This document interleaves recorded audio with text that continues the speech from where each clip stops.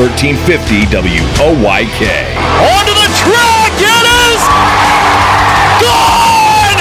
It's gone! Revs Baseball on WOYK is brought to you by PeoplesBank, WellSpan Sports Medicine, Shipley Energy, Maple Donuts, Broadway Transmission, Flying Feet, Dasher Investment Services, York Mitsubishi, Kochman Kunkel Insurance Group, Heritage Lawn and Landscape Care, Rudders, Pennsylvania Lottery, Neighborhood Sure Save Markets, PSECU, Kona Ice, Smith, Mayer and Little, York County Bar Association, and by Downtown Inc. Swinging a ground ball, rolled to short, Dent's got it, throws, it's over! And the York Revolution are 2017 Atlantic League champions! Now with the call of today's game, here's the voice of the Atlantic League champion York Revolution, Darryl Henry. Good afternoon, everyone, from PeoplesBank Park here in downtown York. Welcome to game number 108 of York Revolution Baseball. Today, the Sunday series finale, homestand finale, as the Revs play host to the Southern Maryland Blue Crabs, and today we'll go for the series sweep. Hi again, everybody. Darryl Henry alongside Michael Mark Antonini. Welcome to Revs Baseball here on a warm Sunday afternoon, the final weekend home game in the month of August for the Revs, and coming off back-to-back wins with a 5-0 victory Friday, 8-2 last night. They've played excellent ball in the first two games of this series. 22-21 now in the second half. Overall, 54-52, and 19 games to go, plus the suspended game after last night's win. And they will certainly do everything they can to win as many as they can and still give themselves a chance before this regular season concludes. But Michael, today all they can do is focus on today's task at hand. That would be one more win against Southern Maryland as they take aim at their fourth series sweep of the year, and the first two games this weekend they've played really well. Yeah, they have, and the thing about the Revs situation right now is all they can do is keep winning and then see where it goes from there. You're going to keep yourselves in the hunt, in the race, as long as you keep winning.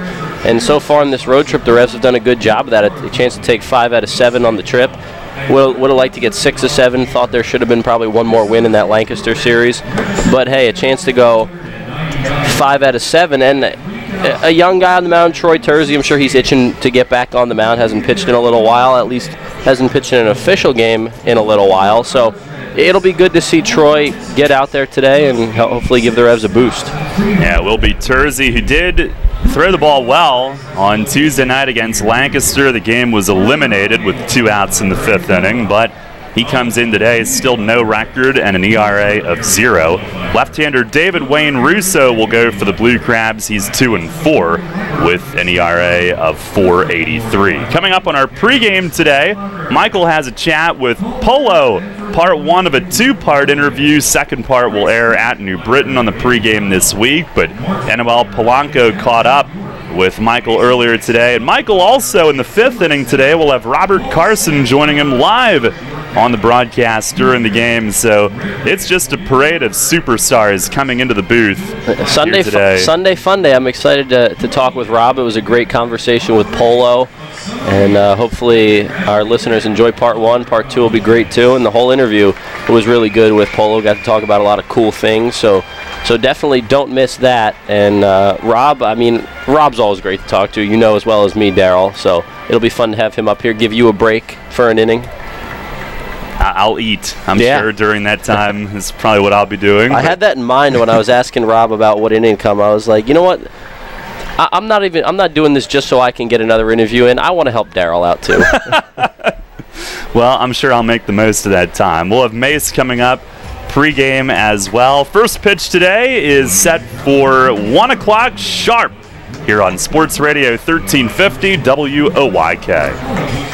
Show your patriotism and Revs spirit with the new York Revolution Hat Pack. Get 6 undated ticket vouchers to use any way you'd like and 2 parking passes, plus an exclusive Revolution hat featuring the Revs logo in red, white, and blue. It's an exclusive design from York's own Legacy Athletic and one you can only get through this special offer. The Revs Hat Pack, 6 game ticket vouchers, 2 parking passes, and an exclusive Revolution baseball cap, all for just $75. Get yours while supplies last at YorkRevolution.com or 717-801-HITS. There are few situations more stressful than having someone else's well-being in your hands. That's especially true when you're providing senior home care for a member of your own family. The team at Visiting Angels is committed to providing families with the best possible in-home care services. We'll help your loved one continue to live at home and help you find peace of mind. Locally RN-owned and nationally known, Visiting Angels is America's choice in home care. Specializing in dementia care for adults and their families, our team will help with bathing and dressing assistance, medication reminders, errands, shopping, light housekeeping, meal prep, friendly companionship, flexible hourly care, and respite care for families. Senior Home Care by Angels. Visiting Angels is hiring qualified caregivers. Call our York office at 717-751-2488. That's 751-2488. Or online at visitingangels.com. We are your auto loan experts. Hello, I'm Sue DeStefano, President and CEO of First Capital Federal Credit Union. With terms you can trust and competitive rates as low as 2.49% APR, First Capital is the first place to go when you're looking for an auto loan. At First Capital, you're a member, not just a number. You can apply for your loan online at firstcapitalfcu.com or stop by any of our branches. First Capital, putting you first. Federally insured by NCUA. First Capital Federal Credit Union. Listen live, on demand, and on the go. Download the new WOYK app on the Apple and Google Play stores today.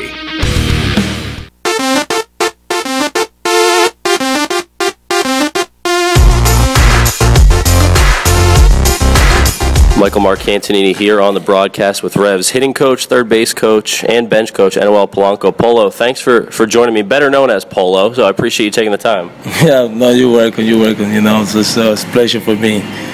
You have a couple different roles with this team. I just went through them. Let's start with first your role as hitting coach. And the first thing I want to ask is just kind of what goes into your day-to-day job as this team's hitting coach? Well, it's just the basic like everybody else. You just come here early, come to the cage, work with those guys, specific things, to make some adjustment to bring it to the field. Some of them they easy to go, some of them just take a little time. So this is, for the most part, a veteran league. A lot of guys who have been through the minor leagues, a lot that have been through the major league. So how do you go about coaching those veteran guys that are pretty much professional hitters already, but then also a mix of young guys? What kind of differences and similarities are there? Well, the veteran guys, they're easy to go because they already have their routine. Most of the thing is like memory muscle, just to bring them everything together so they can bring that to the field. Most of them is just mostly talk because they already have the talent, they already have the tools. But when you talk to them and you just figure out something together, you got the memory where they used to be at when they was young. Young players, it's like have fun to teach them because there is something new for them. Sometimes they tell you they hear something different from some other people, but the main thing is like they have to be them. You know what they have, the tools. You take the tools out. So it's different, but it's just it's a job. Yeah, so with the Revs specifically, a lot of veterans here, and one that I want to specifically touch on is Melky Mesa, a guy who has reached the highest level of professional baseball in the majors. He's played internationally, Mexico, in the minor leagues, but he's on a tear this year. 16 home runs, really 17 if you count the suspended game. So what have you seen from him from the start of the season till right now, and what's the reason for a lot of his success? Well, this is the kind of type of guy, like you say, he reached the high level, especially with the Yankees. So he already have a lot of tools in him. The thing is that last year, I think he just played a little bit in Mexico. So I don't know what happened over there because as soon as I know he was doing good. So he went home, he tried to keep playing, but he didn't. So to come here, to take a year off, sometimes it takes a little time. He lost a lot of muscle memory, like I say, about his tool, like where he should be set up with to hit the ball. But it takes time for him, and then he realized we work together and we try to bring back stuff from the past and seen video. So that's why he went back on tracks. But he got a lot of tools, and I think that he can be played maybe, still at a high level. Another guy is Wellington Dotel. Has had a fantastic year since coming over from Sugar Land. It's not always easy to switch teams in the middle of the season, even if it is early. So what have you seen from Wellington? I mean, a guy who just came in here, started hitting right away, and really hasn't stopped. Well, the thing he can hit. It's no doubt he can hit. I mean, as you can see when he was in Bridgeport. I think when he went to Sugar Land, like going Sugar Land, is the ballpark is changed his approach. In Sugar Land, if you see the mirror away, you're out. So you try to pull you out because you don't want to get anything inside. But to come young with us, we talk about it. So he have his hand really low. So when he came in, we talk about it. He got a little bit up. So that's why he's staying back and he gets successful hitting the ball everywhere they play. Other ballparks, especially like his swing is like oppo, to right field. But I believe Sugar Land he's mixing a little bit because maybe he see the left field, he tried to pull. A couple more guys that you've had for a couple of years, Jared Mitchell and Travis Witherspoon. They've been streaky this year, and both are hitting the ball really well right now. What are some of the things that you've worked on with those two specifically to get them out of a little bit of a funk that they were in? Well, there is those play, they've been in the league, like you say, for a little bit. So people that know how to pitch sometimes the weekend, early the season, we come from home, especially Witherspoon. I think he went to Australia to play winner ball, I think 2 or 3 days a week. So it's kind of tough for him to make adjustment this league right away. But this is the type of guy when he got focused and he tried to hit the ball to the middle, to the other part of the field, he can get successful. Believe it or not, right now he's in the good spot right there. Mitchell is that when he went to spring training, you see at the beginning of the season he was like the way he was last year. So then he kind of lost and stuff like that. And then he just we're working something right here, to get front foot stay down on time and just get a good pitch to hit. Well, I just went through a bunch of guys' names, but are there any that I didn't touch on that you've done a lot of work with throughout the season? Well, just Clark. Clark was a switch hitter when we come to us. We talk about it a lot of time. He tried to be a switch hitter, but one time we went to Lancaster. We talk about it, and then we walk the right hand side, so he got a home run in Lancaster against the lefty. So he said to me the next day, I think gonna go right-handed because I feel more comfortable. It's more power, and I miss a dominating hand because he's a right-handed. So I think he make a good approach, a good adjustment. We walk a little bit, every day in the same routine. So and then he was really doing good, and then after he got hurt. I remember that day in Lancaster at a day game, you were working with Tyler early in the cage before the 11 a.m. game, and he hit a home run later that day, and then a couple weeks later, a 2-homer game with 7 RBIs. Did you think the success was going to translate that quickly? I don't think so because he was more focused on left-hand side, but then he said the right-hand side was like his power hand, but he didn't really take about much about it. But seeing him taking that ball, especially that day, the first at-bat in Lancaster, especially that's the deep part of the ballpark over there in Lancaster. And then he realized, so then he just come focus and just be short and quit. He got a good swing to lead the balls out of the ballpark, but he don't even realize that thing before.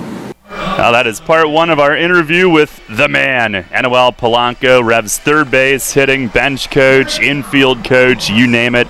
We will have part 2 on a pregame show at New Britain coming up this week. Right now we've got Mace on tap. The Broadway Transmission Manager's report is next.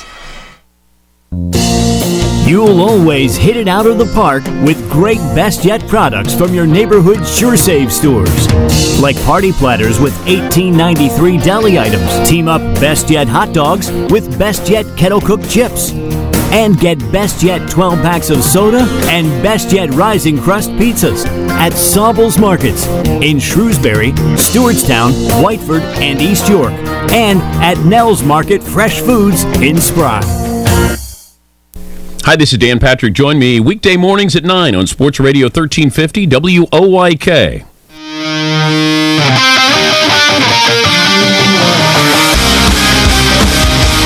Fans, it's time to go inside the clubhouse for all the latest on your Atlantic League champion York Revolution and tonight's matchup. It's time for the Broadway Transmission Manager's Report. Now, here's the manager of the Revs, Mark Mason. Mace last night an 8-2 win, and that was one that pretty much everybody across the board contributed to in some fashion. Really nice night, big crowd on hand, and that was a fun performance. No, it was really good. Those are fun games to manage, and everybody kicked in, did their part, pitching, defense, offensively. It took us a while. It took us a while to get to Darryl, though. I mean, he was pretty tough those first 4 innings, and but then we were able to get to him a little bit. And I really didn't look to see how many starts it's been, since he had the broken jaw. But I mean, he did throw a lot of pitches out there. I wasn't sure how built up he might have been after having that time off. But Darryl's he was an all-star pitcher, and he just might have ran out of gas there a little bit in the 5th inning. Offensively, we saw a little bit of everything from your team. We saw, well, first of all, a lot of timely hitting, did a great job of getting guys in, but we saw speed, we saw power, obviously, and a lot of hustle from the guys, too. Yeah, we know we're in the stretch run now, and despite all these injuries that have just continually show up every day, it seems to be something else, whether it's a nagging injury for a couple days or a season-ending injury. It's just been one of these kind of seasons. But, we're still hanging in there, and, we still have a shot to try to make the postseason. So we're playing as hard as we can, and, just trying to do everything we can to get wins right now. Telvin had to come out, and you're going to rest him today, but everything's okay long term? Yeah, we think so. I just kind of rolled his ankle a little bit yesterday on the one play, and, he kind of felt it, so we got him out of there yesterday, and he's going to take today off because he's just a little bit sore, and then we're off tomorrow as a scheduled off day, so that'll give him 2 full days off, and, he should be ready for New Britain on Tuesday, and, then we'll go from there. And today you get Alonzo back in there. I take it he went through some stuff to test out that hand and all that? Well, he did. He took some swings the last couple days. Friday he thought he could have done it, maybe, but he wasn't 100% sure. Yesterday he was more sure that he could definitely hit. The question is defensively, so we're going to DH him today. Probably when I do play him, I'm going to have to put him in the outfield just because getting throws around the infield with guys still in second base and trying to get the ball from the catcher and all those things. We're not quite sure, excuse me, how that finger is going to feel when he starts catching balls like that. But offensively, he said he's okay swinging the bat, so we'll see what he can do today. You mentioned the pitching side in last night's game. Carson ties a season high with 7 innings. It's one start after you had to take him out with some numbness, so obviously that wasn't an issue, but you had to like what you saw there. Yeah, Robbie was back on point last night. He wasn't, no complaints about numbness or anything like that. I don't know what that was. He might have been tight in the shoulder that day, and that might have affected him a little bit. But last night he felt fine, threw the ball well, kept the ball down for the most part, and worked both sides of the plate. And I mean, that's what you have to do to be successful. You got to work both sides, keep the ball down, change your speeds, and hopefully let the hitters get themselves out. And lastly, you've got Terzi today, which will be his 3rd go at it, his 2nd one that'll count. 1 out away last time, and you were happy with the way he threw the ball in that game that got eliminated, right? I was. I thought maybe the slider was not as sharp as it was the first 3 innings that he threw here, but it was one of those situations where I think the blister might have had some effect on that as far as how much pressure he could put on the seams of the baseball to really flip that pitch over. So, I'm thinking today he should be fine. He's, his 2nd start removed from that, so I think he should be okay today. Mace, thanks a lot. Good luck. Yep, thank you.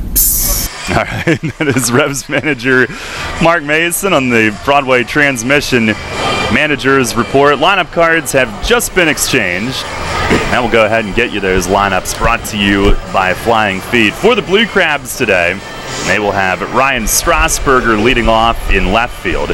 Edwin Garcia at shortstop at 2nd. Teodoro Martinez in right field is hitting 3rd. Cleanup man is the DH, John Griffin. Frank Martinez at third base will bat fifth. Angeles Nina at second base is hitting sixth. Corey Vaughn in center field will bat seventh. Craig Maddox at first base is hitting eighth. And Jose Gonzalez will do the catching and bat ninth. Again, it's Strasburger, Garcia, Martinez, Griffin, Martinez, Nina, Vaughn, Maddox, and Gonzalez for the Blue Crabs, with left-hander David Wayne Russo on the bump for their team. For the Revs today, it will be Alonzo Harris back in there, DHing that hand. They're a little concerned about his ability to catch and play the field, especially in the infield, at least. But he will DH today and lead things off. Alexi Casilla at second base is batting second. Melky Mesa in left field will hit third.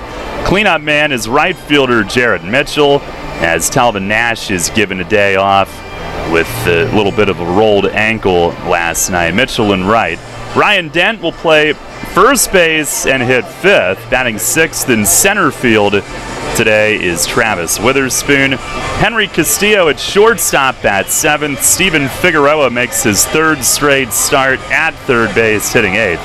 And Tyler Clark will do the catching today for Troy Terzi and bat ninth. Again, it's Harris, Casilla, Mesa, Mitchell, Dent, Witherspoon, Castillo, Figueroa, and Clark for the Revs. This lineup's brought to you by Flying Feet.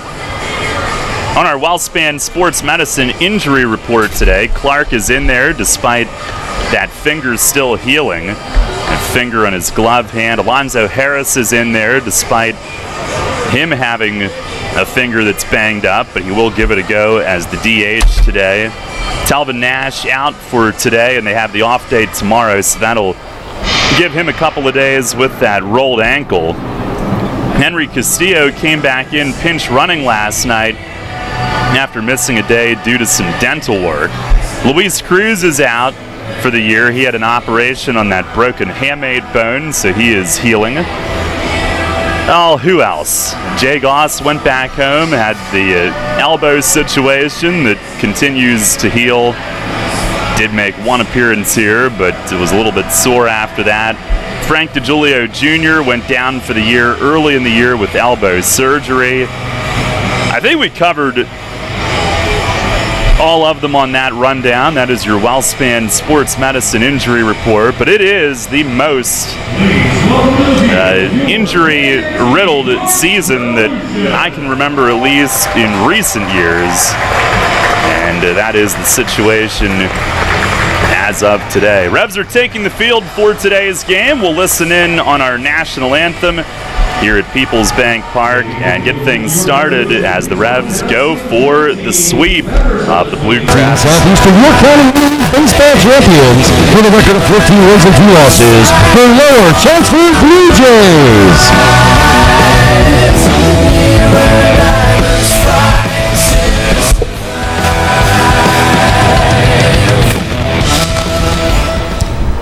Fans, please rise and remove all cover. And join us in a moment of silence to honor the memory of a true American hero, Senator John McCain.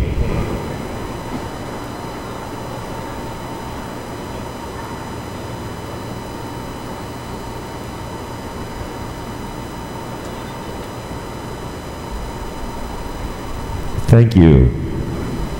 And now, please welcome, for the performance of our national anthem, Christina Lipsitz.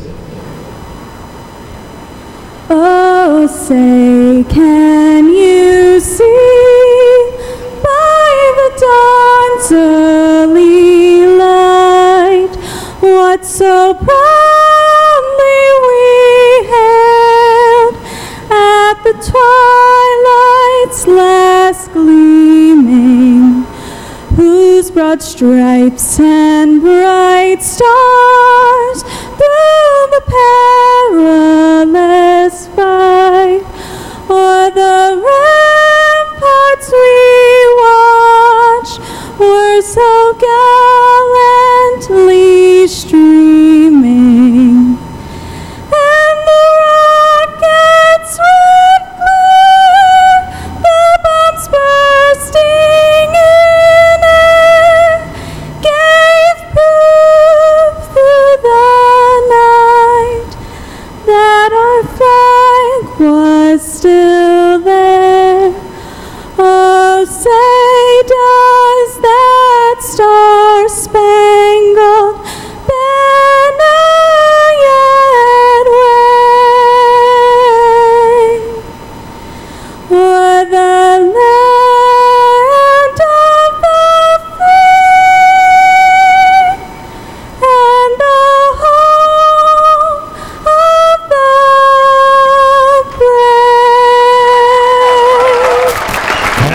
Christina Lipsitz with our national anthem here today. As the Revs get set to face the Blue Crabs, flag is at half-mast. You heard the moment of silence for Senator John McCain and his passing yesterday.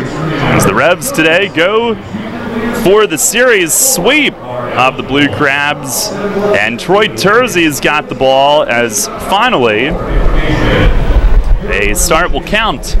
He had to come out early in his debut after 3 innings with a blister problem, and it may have bothered him a little bit again in his last start, but he was still an out away from his first pro win, and would have been 5 innings had they gotten one more hitter. He'd only given up 2 runs. It was really a shame, but bottom line, he threw the ball well, and Michael, today he will go for his first pro win and try to help the team to a sweep. And he's got to feel good going into this start. Extra rest for him. Well, extra rest between official starts, but he only went 4 1/3 the last start before the game ended because of rain. So he's well rested on his normal rest, and the way the Revs offense is cooking right now, I got to believe he has all the confidence in the world going out there. And today they do rest Nash and Dotel, but they have Harris back in, so it's a very deep offense, and before too long they are going to have all of those pieces in there at the same time. The defense behind Terzi today, in the outfield it's Mesa in left, Witherspoon in center, Mitchell in right. The infield has Figueroa at third, Castillo at short, Casilla at second, Dent at first base. Clark is doing the catching as Terzi fires his final warm-up, struts behind the mound. He is a confident young man, and he is ready to go. Revs are in the home whites today, Southern Maryland in their camo red as they switch back for the Sunday game. And Terzi on the rubber and waiting on Ryan Strasburger, who steps in, our Dasher Investment Services. First pitch here today as Terzi winds, taps the rubber about 9 or 10 times, and the first pitch is up and in. We are underway at 1:07 here on a partly cloudy, but at the moment sunny afternoon. Here's the 1-0. It is a fastball strike outside corner. Our plate ump is James Clayton, Brian DeBrouwer at first, Tim Detweiler at third. And now the 1-1 breaking ball, a little bit high. Strasburger hitting at 249, 7 home runs, 36 driven in. As Terzi kicks, fires, and that's over for a strike. A slider to even things up. Our weather brought to you by Heritage Lawn and Landscape Care. The game time temp on the board is 89 degrees. Here's the wind, the 2-2. And a swing and a miss, a slider, and Terzi jumps into a finish on the follow-through. He is having fun today. And there was a little hesitation on the stride to home plate, which may have further thrown off Strasburger's timing. Yeah, he's locked in today so far. And I did notice the hesitation coming to the plate. We haven't really seen that from him, but especially when you're throwing a breaking ball, that's definitely going to throw the hitter off. That was like some old school Carlos Perez stuff when he finished. Here's Edwin Garcia. Terzi the pitch, fastball over for a strike.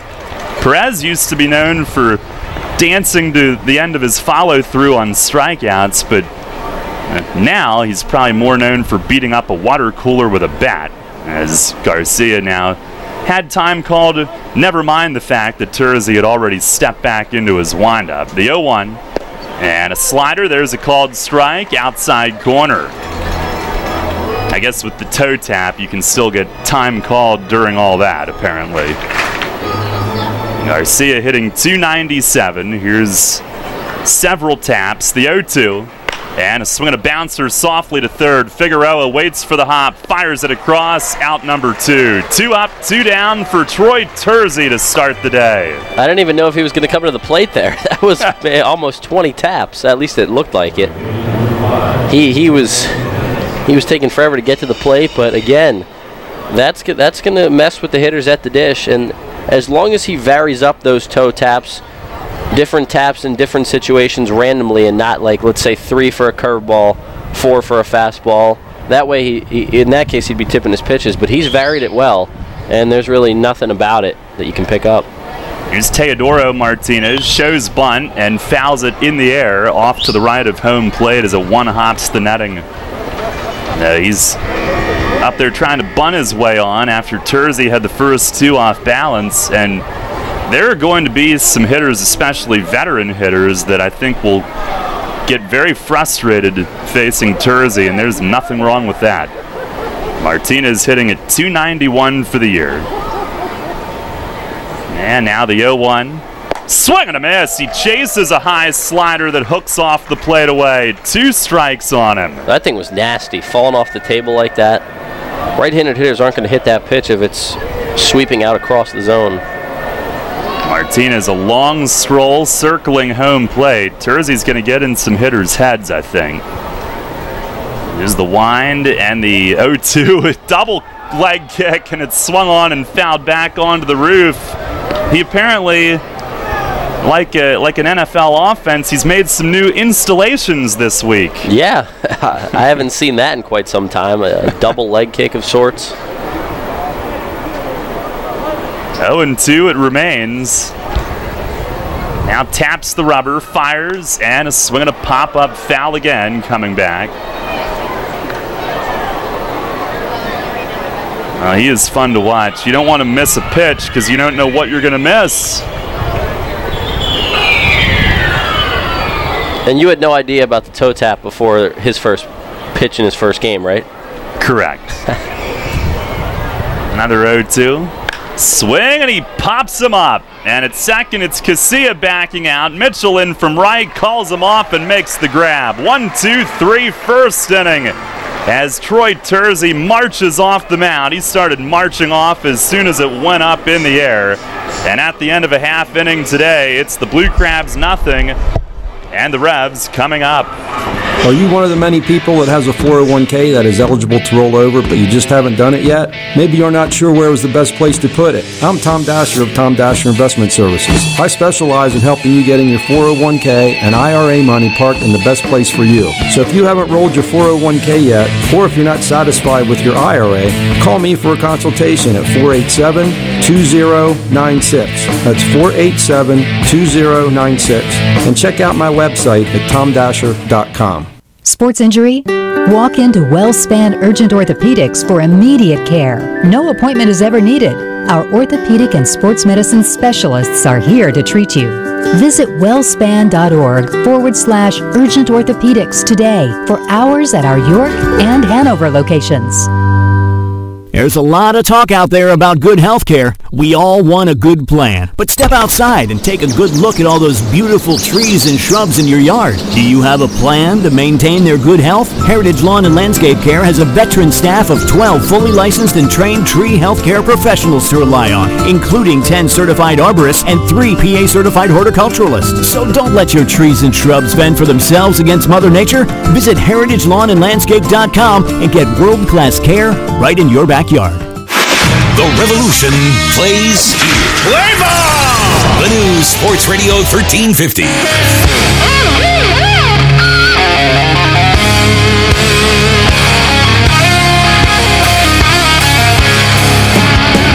No score. Revs come to bat. Here in the bottom of the first inning, you heard the audible boom from the crowd here at PeoplesBank Park. There is no Cannonball Charlie today. It's National Dog Day here at the stadium, so some mutts and some other breeds are in attendance. David Wayne Russo ready to go. The left-hander is 2-4, 4.83 ERA in 29 outings. This is start number 6 for him. 54 innings, 53 hits, 34 walks, 41 Ks. Not a great strikeout to walk ratio. He has had fairly high walk totals. Opponents hitting 264. And Alonso back in there today will lead it off. First pitch is off the plate away. It's his first game played since the fake game on Tuesday night when he hurt his hand attempting to steal. There's the 1-0. It is on the outside corner for a strike. He's done work in the cage. Says he's good to at least hit. Team has a day off tomorrow, and maybe we'll see him in the outfield Tuesday night. 1-1. Swinging a ground ball, left side base hit. Right between third and short. Who needs a hand? Alonzo Harris, a leadoff single to start the day. Yeah, he's a guy that's so confident in his abilities. Told me the other day he's played hurt, injured his whole life. Now, we're not talking crazy injuries, but you know, these guys that have been pro baseball veterans for a while know how to play when they're not 100%, and it doesn't faze him at all. I was so alarmed last year when he told me about the number of concussions that he's had playing baseball, but coming back from the hand today and 1 for 1 in his return as he draws a throw. He's back standing. He is 7 for 8 in stolen base attempts in his 16 games played. Casilla, the hitter, 5th in the league at .330. And they put a dog up on the video board for his headshot. Russo stares at Zoe, delivers home, and misses high and wide. Alexi tied for third in hits with 116.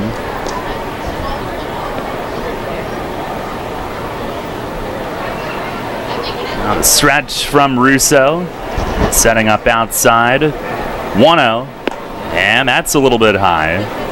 Oh, and now a throwaway down to first base, and Harris is going to go for third on it, and it's all the way into the corner. Here he comes, and he's going to score! 1-0 York. Are you kidding me? Gonzalez chucked it down to first, trying to catch Zoe, who baited him into the throw. The first baseman, Maddox, wasn't ready, and it went all the way into the right field corner, and he scores from first. And yet another thing in a game that you've never seen before, but Alonzo makes that kind of stuff happen.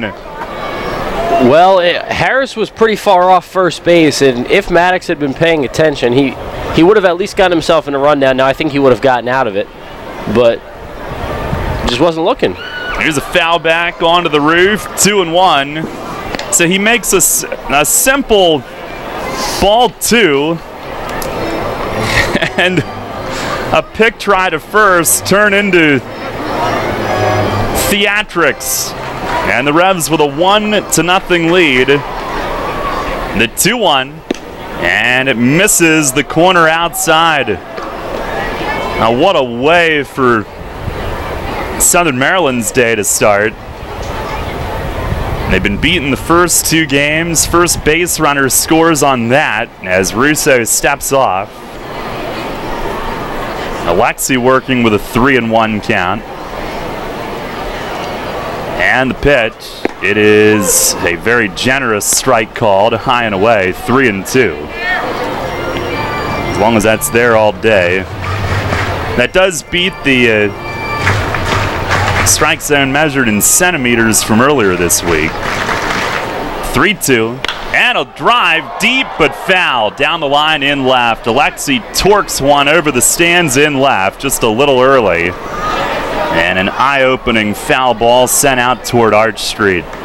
It's been a while since he's hit a home run. Maybe he can get one over the arch nemesis today, but he continues to hit the ball hard. Hasn't had a day off, and can't remember the last time he got one, but he's energized. And now down and in, Russo misses in the dirt, and Casilla walks. The first 2 have reached. It's already a 1-0 lead for York. And Melky Mesa coming up next.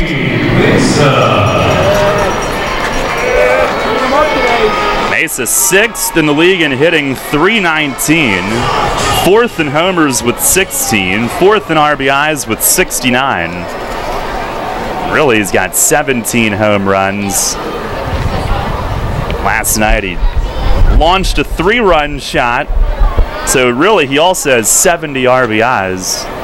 First pitch is swung on, driven the other way, right center. Teodoro going back deep. It's off the wall and in play. And Casilla being waved around third. He'll score. Mesa on at second with an RBI double. Officially number 70 for him. And it hit the wall padding up high on the fence in right center. Didn't miss a homer by much. He'll take the RBI double. It's 2-0 York. He's locked in. You cannot stop Melky Mesa right now. And it doesn't matter that it's a Sunday. Melky Mesa delivers anyway. The Milkman is not closed on weekends. He'll get a Monday off day tomorrow. Now he's doing the dance out at second. But the Milkman delivers anytime you ask. And he's coming up big right now, tacking on another run for the Revs. That hit near the top of the Heyman Studio sign on the wall padding in right center. Missed a homer by just maybe 3 feet. Here's Mitchell, and a ball inside off the glove of Gonzalez, goes to the backstop. Mesa moves to third, and with nobody out, he's 90 feet away from making it 3-0.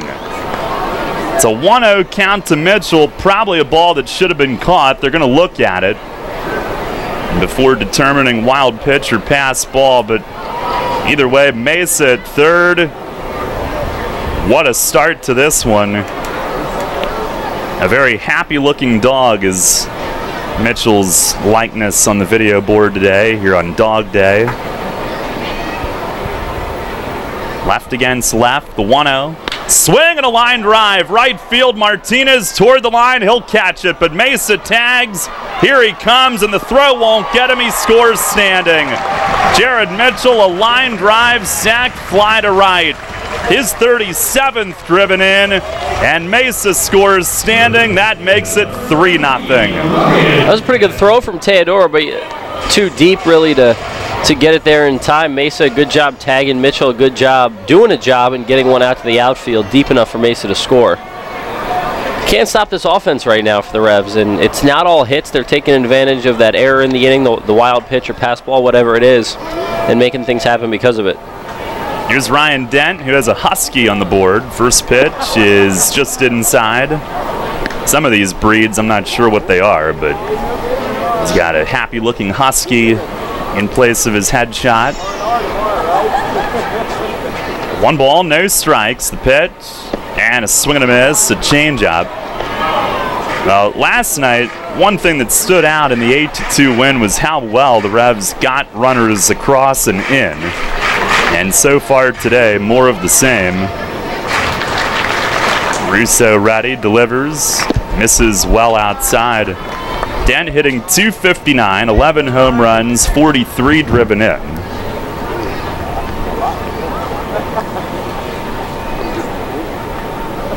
Russo sets, delivers, and a swing and a pop foul out of play to the right. Russo, 5'11" lefty, 27 years old. He's from California, Monterey, California. Second year with the Blue Crabs. He's never been in a major league system. 2-2. And a swing and a well-hit ball the other way, right center again. Teodoro chasing again. This is off the base of the wall. And Dent on his way to second. He's in standing with a double. Twice here in the first inning now. Revs right-hand hitters have drilled it deep the other way, hitting the wall on the fly. Almost the same spot, just a little lower off the base. Mesa earlier, and now Dent with a double. And with 1 out, the Revs with another threat set. It's tough to come into PeoplesBank Park as a left-handed pitcher and try to get these right-handed power hitters out for the Revs. Dent is locked in right now, and you know he's locked in when he's able to use all fields and go to right center. That'll bring up Travis Witherspoon, who's been swinging a great bat himself.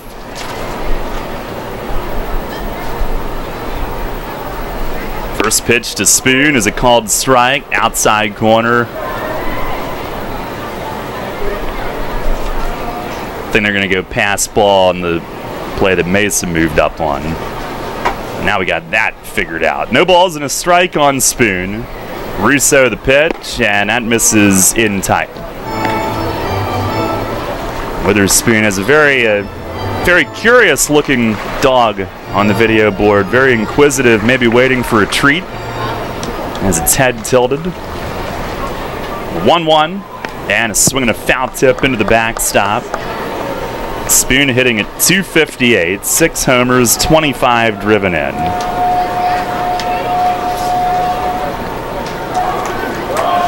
Five for 8 in this series against Southern Maryland. 8 for 17 on this homestand that concludes today. Now, time asked for as he takes a step out. Dent at second with 1 out. It's 3-0 York. On the 1-2, way outside. Gonzalez reaching on that breaking ball, and Russo only 1 walk early on, but he has been a bit erratic. That one slipped way out off the plate. The lefty sets, and a 2-2. Breaking ball, line toward left center field. Vaughn comes in, and it'll hang up for him. Catch is made for out number 2, but both outs have been hit hard. And Henry Castillo will come to the plate. Yeah, even when Spoon's making outs right now, they're loud outs or hard hit balls. It's good to see him swinging at some better pitches. In the Lancaster series, he had success. The last couple before that, he was swinging at some pitches low in the zone, and that kind of got him in a bad habit. The strikeout numbers were up, but he's looked really good. Better pitch selection for Spoon. Henry Castillo, who has a very awake-looking Chihuahua on the board. First pitch, it is swung on, line softly over short. That's going to land in left. They have to stop Dent at third. Strasburger was on it right away in shallow left field. But the Revs with their 4th hit of the inning. And Castillo had Russo get in on the bat handle, but he muscles it into left. Really impressed with what Henry Castillo's been able to do at the plate lately. A guy that started off, he was struggling, and it's normal for a young guy coming into this league trying to get his footing, but defensively he's been great. Now the bat's coming around. Castillo's been a really underrated pickup for the Revs. That's one that you got to give Mace and his staff a lot of credit for. James Frisbee will pay a visit. He is manager and pitching coach for Southern Maryland. Well, I'm sorry, Cody Epley, a player pitching coach, but Frisbee is the one making the visit. Stephen Figueroa, the hitter, with 1st and 3rd, 2 outs.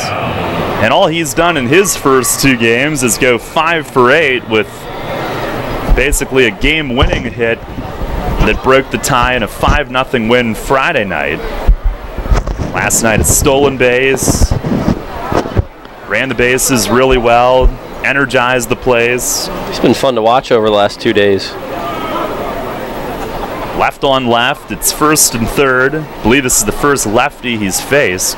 Pitch is down and away. It is the first lefty. They have 2 in their bullpen, but neither have pitched in this series. You know, one thing I'll tell you, though, when Frizz goes out to the mound, he's not going to waste anybody's time out there. He'll get out there quick, come back quick, say what he needs to say, not beating around the bush.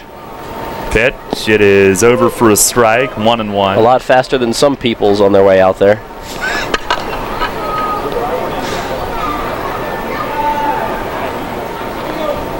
Here's the stretch from Russo. And the 1-1, it is down and away. You know we're going to have to root for them this week as they're playing Long Island. Well, that makes me sick. Yeah. It's come to that point in the season where you have to just kind of pick your poison of knowing you have to root for a certain team over the other one because you need both to really lose. Ball down in the dirt, 3-1. Maybe Lancaster can bunt 5 times in a row and steal 15 bases in a game against the Ducks all series and probably get in their heads. Probably. Here's the stretch, the 3-1. And it's on the outside corner for a strike. You know, since Lancaster's left town, I'm just so much more emotionally and mentally there. I don't know about you, but I was just stressed out that entire series. Just as you know, even broadcasting, just such stressful games, tense situations, a lot going on. There is a newfound clarity in my life since they left. You just feel more relaxed. Agreed. Castillo will run from first with 2 outs. Here's the 3-2. And a swing and a foul the other way and left and out of play.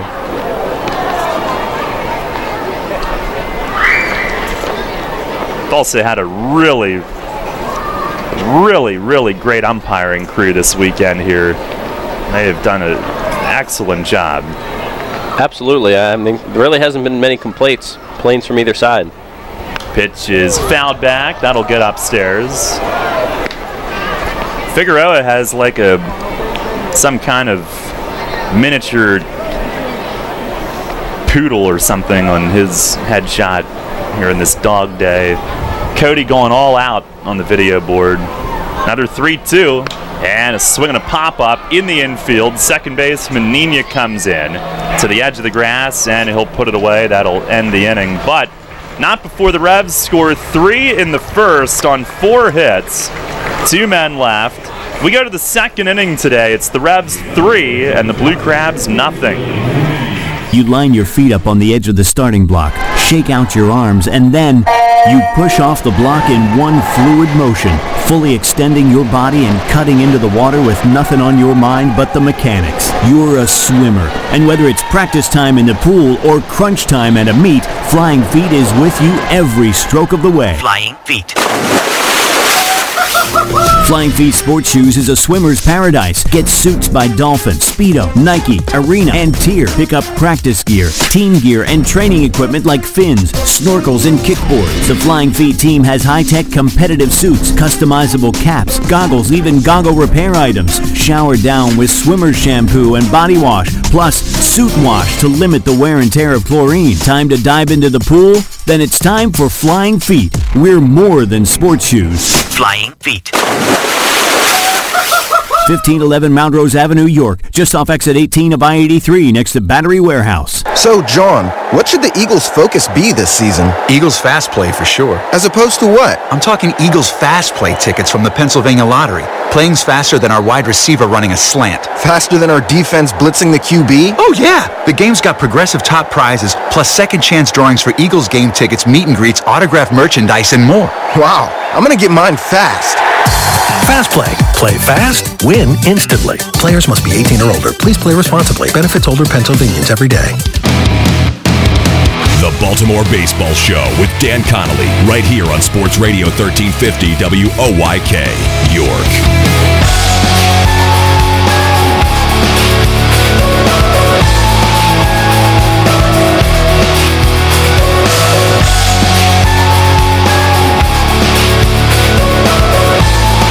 Head of the second inning, it is a 3-0 Revs lead. And what a fine start to the afternoon this has been. Troy Terzi was watching while his offense put up 4 hits, 3 runs. He had a 1-2-3 first and was on point. John Griffin leads off the second. He grounds the first one past Figueroa at third, and that's into left field on a bouncer that Figueroa reached to his left on and did not touch. It's a base hit for Griffin to lead things off on the first pitch of the inning, and Frank Martinez coming up next.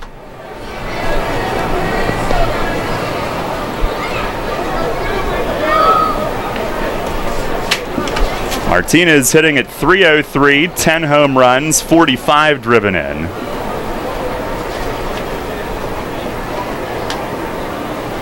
First pitch is down and in. He hits the deck. It snuck off the glove of Clark partway behind the plate. Griffin will move up on what'll be a wild pitch, I believe.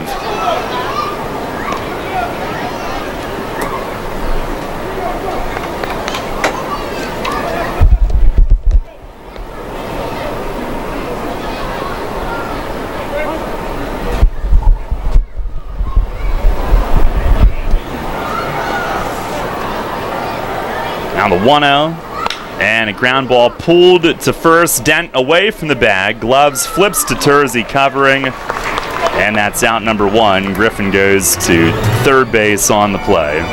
It's a productive out for Martinez, and Angeles Nina will come to the plate with 1 down. On our York Mitsubishi out-of-town scoreboard today, games on this Sunday afternoon, Lancaster hosting Somerset. And that'll be a game that's going on now. They've moved their start times up earlier again. First pitch to Nina is over for a strike, a slider. No score in the second inning in that game over at the Clip. Revs need Somerset to start winning, and they Was that last night they blew the lead or Friday night? I think it was last night. Great. Pitch is a fastball in tight. I think you're right. 6-4. It was 4-0 at one point. Yep, that was last night. It all runs together. So it'll be great if they don't do that again. Road Warriors are at Long Island later. New Britain at Sugar Land. Pitch to Nina. It misses outside. 2-1. Nina hitting at 300 on the nose overall. 328 with Southern Maryland.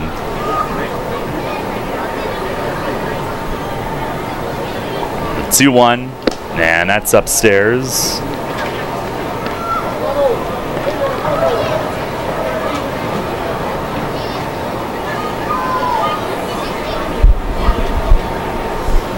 Stretch. Terzi coming home with it, and a swing and a bounce foul over by the third base dugout. 3-2 the count. Terzi went strikeout, ground out, fly out in the first inning.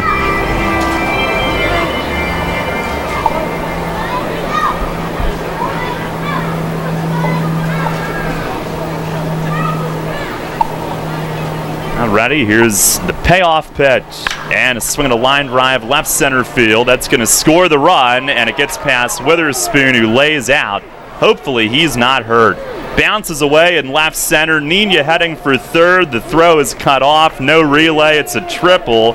It's a 3-1 game, and Witherspoon is banged up as he dove full stretch out into left center. Now he'll adjust the pant legs, pick up his glove, and walk back to center, but he must have landed hard. He was down for probably 10 or 15 seconds. Gave it a great effort. He rolled over pretty awkwardly there, but it looks like he's all right. And the dive there is okay because, look, that's going to be a double anyway. It ends up being a triple because he dove, but Mesa was in the area that he was able to go get that. So I guess a decent time to maybe sell out and try it. Now Corey Vaughn, who swings and misses first pitch. He is the K-man today. Vaughn, who is third in the league in terms of most strikeouts. Here's the 0-1.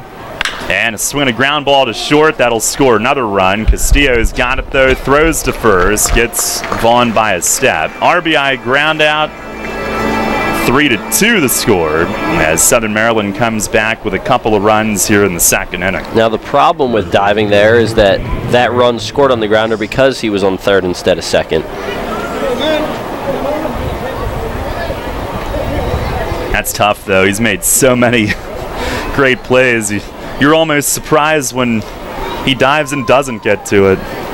Here's Craig Maddox. He swings first pitch, bounces it to first. Dent, sprawling, makes a backhand stab and tosses to Terzi to end the inning. On an in-between hop to his right, Dent went down to his knees and flashed the leather to end the inning. 2 runs score on 2 hits. Nobody left. We go to the bottom of the second inning. York 3, Southern Maryland 2. Money and business are essential to the strength of a community. So is cheering and celebration and music and fun. That's why York Revolution games, concerts, youth sports, special events, and more happen at a place called PeoplesBank Park. PeoplesBank has been serving York County for more than 150 years. Always cheering, always celebrating, always committed to the things that make York County great. And to you having a great time at PeoplesBank Park. People's Bank, member FDIC, equal housing lender. You'll always hit it out of the park with great Best Yet products from your neighborhood SureSave stores.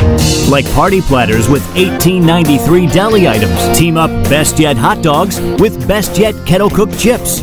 And get Best Yet 12 packs of soda and Best Yet Rising Crust pizzas at Sobel's Markets in Shrewsbury, Stewartstown, Whiteford, and East York. And at Nell's Market Fresh Foods in Spry. Smith, Mayer & Little is a holistic wealth management group with one product, advice. We aim to simplify our clients' lives, help them retire comfortably, and build lasting legacies for their families and the causes they care about. Our purpose is simple: to make a meaningful difference in the lives of our clients, our community, and the world in which we live with the advice we provide. Smith, Mayer & Little, a wealth of knowledge about wealth. We make our living by making a difference. Visit us at financialjava.com. Janney Montgomery Scott LLC, member NYSE, FINRA, and SIPC. This is Jay Gaush. You're listening to York Revolution Baseball on the home of the Revs, Spurt Radio 1350, WOYK. First in York, first in sports.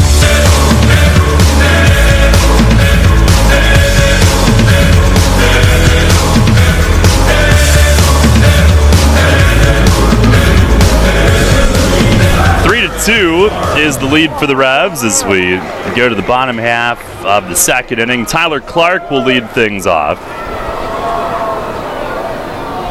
And he is the first to admit it's been tough for him to swing, but he has played a handful of times with that finger injury to give Diaz a day off. And Russo's first is swung on, fouled back upstairs, strike one. Clark hitting at 187, has 5 home runs, 15 driven in, was really swinging the bat well around the midway point of the season leading up to that injury, unfortunately. It's the 0-1, and that's a little low. It was so frustrating to call at third the other night when the Revs were trying to come back against Lancaster, in part because he's up there battling, injured, put a ball in play. Pitch is off the plate outside, 2-1. And then they had nothing to show for it, but got to imagine his teammates really appreciate what he's been able to do for the team since Cruz got hurt. Clark was activated, still not 100%, and he still isn't. Oh, excuse me, check swing, and it hit the bat, not his hand. It was a foul tip off the bat, up and in, 2-2. But he's a really good teammate. The guys love him. The pitchers love him because of what he does defensively. Putting the team first, and he knows he can help the team just with his defense alone. I mean, he can go 0 for 4 and be the most important player in a game other than, you know, the pitcher. And now ball down and in. He works it full.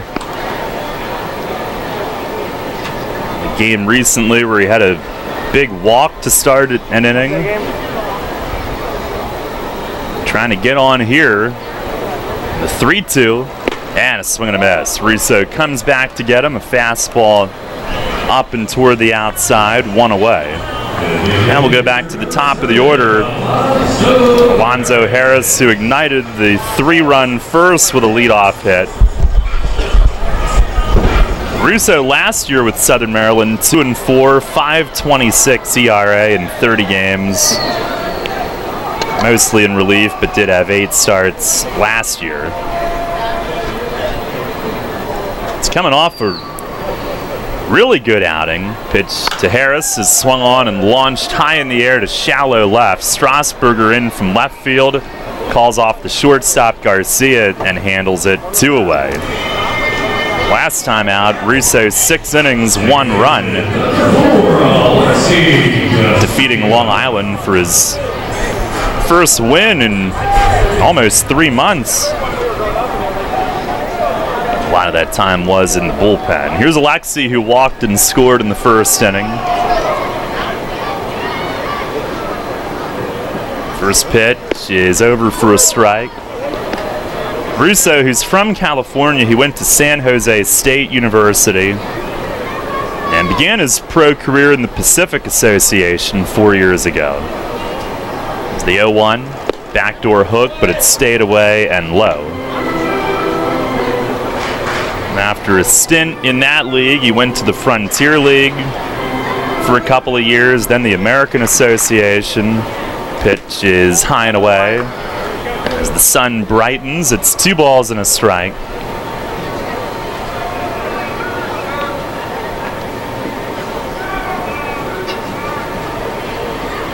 Russo fires. Fastball just a hair low. He wanted it. Gonzalez held it there. 3-1 to Alexi. In college, Russo, the California native, and he was playing at San Jose State. He went cross country for his summer collegiate league time. He deals, and is swinging a high chop to third. Leaping grab, Frank Martinez, and he airmails the throw, and Casillas spins off of Maddox, the first baseman, and he is safe at first. Very difficult play as Martinez had to leap and go high, and then came down off balance and airmailed it.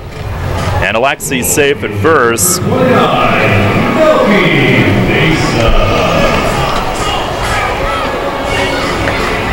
That'll bring up Melky Mesa. It is an infield hit for Casilla. Mesa, an RBI double in the first inning. Yeah, Russo went all the way to the Cal Ripken Collegiate Baseball League, played for the Bethesda Big Train. Pitch to Mesa is outside. He did that for 3 seasons. So he had some Mid-Atlantic time put in by the time he got to Southern Maryland. Now the stretch, 1-0, and that's over for a strike, up in the zone. Mesa, the RBI double in the first, giving him 70 ribbies on paper for the year. But again, he still has that solo homer at Somerset hanging out there. Pitch is swung on, popped up foul, and back out of play, 1-2. Revs with a 3-2 lead here in the bottom of the second inning. Casilla with that infield hit, the Revs' 5th. Here in the first 2 innings, 5th base hit. Stretch. And Russo fires and is swinging a tip foul behind the plate.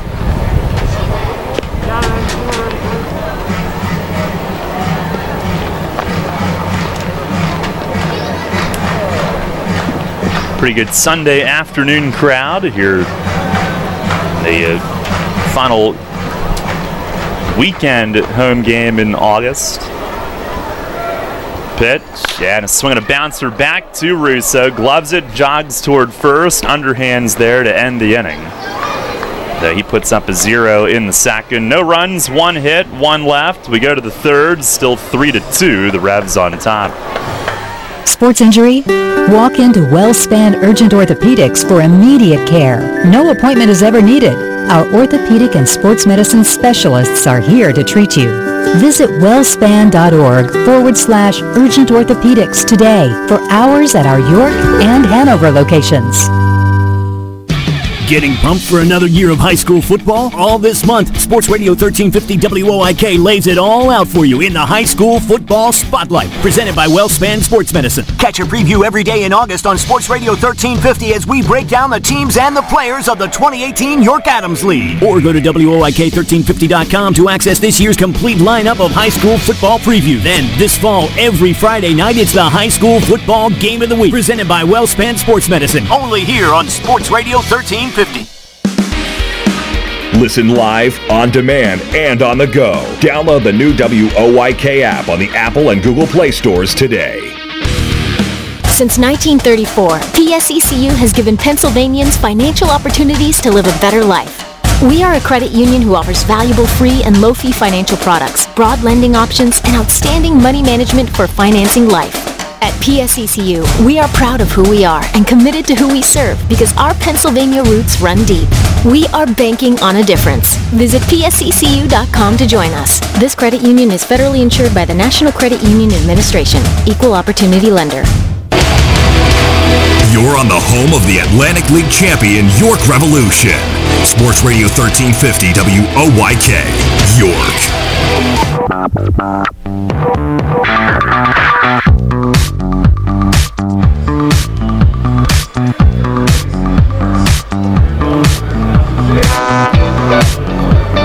Start the third inning. It is a 3-2 Revs lead. And Troy Terzi back at it. 9-1-2 coming up. Jose Gonzalez, the catcher, is first. Is hitting at .220 with a home run, 12 driven in 32 games played. Tersey ready to work. Here is his first pitch of the inning. It's down low. 2 runs last inning on 2 hits, including a Nina triple. At a 1-2-3 first to start the day. Here's the 1-0. And a swing and a bouncing ball to short. Castillo lines it up. He'll step into the throw. Fires a little high, but Dent comes off in front of the bag and puts the tag right into the chest of Gonzalez. 1 away. So no harm there. Now we go back to the top of the order and Ryan Strasburger. Well, coming up Friday night, Revs are home. But we'll have our Week 2 broadcast on YouTube of high school football presented by WellSpan Sports Medicine. Here's Tersey's first pitch. Breaking ball in tight. It'll be McCaskey at York High Friday night at 6:30 on WOYK Preps on YouTube. There's the line. Another good 8-tapper. Pitch is smacked foul. Strasburger early on that pitch in. And he yanks it down toward his bullpen. It's a ball and a strike. I didn't see Tersey do the tap as much to the bottom of the order. But here at the top, he's doing it a lot again. Now pauses on the leg lift, delivers, and Strasburger early, swinging and missing on the slider, 1-2. And I'm sure he's got a feel for who he needs to change things up against, and scouting report talking to Fletch and Mace going into the game. Now fires, swing and a pop-up in the infield, or just behind it. Casilla is out into shallow right. He makes the grab. 2 away. And Tersey sets down the first 2 here in the third. Another good pitch. And after you come with a nasty slider, guys are just going to be trying to put their bat on the ball, and another example of weak contact right there. Here is Garcia, who grounded out to third his first time up. Base is empty, 2 outs, 3-2 York. Pitch from Tersey is lined to deep left field. Mesa drifting back and off his glove. Uh-oh, he bangs against the wall, and it's picked up by Witherspoon, who fires it in. Mesa's glove came off. Hopefully he's okay. Garcia with a double hit deep to left. Melky did all he could to catch it. Going back, about middle of the warning track, he reached up. It hit off his glove, and then he was right at the edge where the wooden boards meet the wall padding, and hopefully, I was hoping the wall padding would absorb most of that, but I'm not sure that it did. Right on the edge. Looks like he's all right, so that's good news, but I'm surprised he got to the ball. I thought that was going to be off the wall, but it didn't carry as far as I thought. He made a good effort at it. There's Teodoro Martinez, who flied to right his first time. Tersey the pitch, and he rips it on the ground at second. 1 hop, though, right to Casilla. He'll submarine it over to first, and that's the inning. No runs, 1 hit, and 1 man left. And the Revs in front 3-2 as we go to the bottom half of the third. Rutter's has all your favorite seafood options. Tavern battered cod sandwich, crispy fried shrimp with bada bing dipping sauce, flavorful crab and corn chowder, just to name a few. Rutter's Seafood. One try and you'll be hooked. Rutter's. Why go anywhere else for seafood? Does your wealth advisor know how you take your coffee? At Smith, Mayer & Little Wealth Advisory Group, we genuinely get to know our clients, from their interests, goals, and dreams, right down to how they like their coffee. By understanding our clients on a personal level, we help them make wise financial decisions. In us, you will find a trusted confidant dedicated to your financial success. Smith, Mayer & Little, a wealth of knowledge about wealth. Get to know us over a cup of coffee or visit us at financialjava.com. Janney Montgomery Scott LLC, member NYSE, FINRA, and SIPC. Show your patriotism and Rev spirit with the new York Revolution Hat Pack. Get 6 undated ticket vouchers to use any way you'd like and 2 parking passes, plus an exclusive Revolution hat featuring the Revs logo in red, white, and blue. It's an exclusive design from York's own Legacy Athletic and one you can only get through this special offer. The Revs Hat Pack, 6 game ticket vouchers, 2 parking passes, and an exclusive Revolution baseball cap, all for just $75. Get yours while supplies last at YorkRevolution.com or 717-801-HITS. Rutter's Hot Dog Extravaganza is here. Rutter's Kunzler hot dogs and brand new corn dogs are only 2 for $2. Our amazing Kunzler bacon wrapped cheddar dogs and sausages are only 2 for $4. Earn 2 cents on fuel for every deal purchased. Must scan rewards card. Rutter's, why go anywhere else? This is Michael Click. You're listening to York Revolution Baseball, home of the Revs, Sports Radio, 1350 WYK. First in York, first in sports.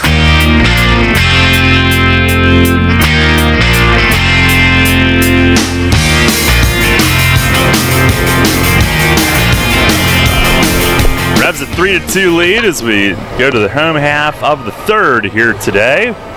Darrell Henry along with Michael Mark Antonini. Michael's going to have Robert Carson join him in the booth in the 5th inning today. Means Rob's going to have to give up his first base coaching for an inning. He's down there all day so far. Well, hopefully he remembers. Yeah. That is step one. Jared Mitchell will lead things off. A sac fly on a line drive to right, his first at bat. Russo's been from the stretch all day. First pitch is a little bit low. It'll be Mitchell, Dent, and Witherspoon. That's 4, 5, 6 today. Both Nash and Dotel getting a day off. Russo deals. That's inside. Mitchell jumps back. Mention all the injury situations, and the Revs also without Michael Burgess for a couple of days, but is expected back when the team is at New Britain this week. Had to go home for a personal matter. 2-0 the count. Blue Crabs are in their gray hats on the road today with those red camo jerseys. Now the 2-0, and a swing and a foul the other way, left side. Revs are off tomorrow. We will have the Baltimore Baseball Show with Dan Connolly at 6. Keystone Kickoff presented by Neighborhood Sure Save Markets at 6:30. And the Revs are at New Britain Tuesday night. Pitch to Mitchell is lined hard. Right field, that's down for a hit.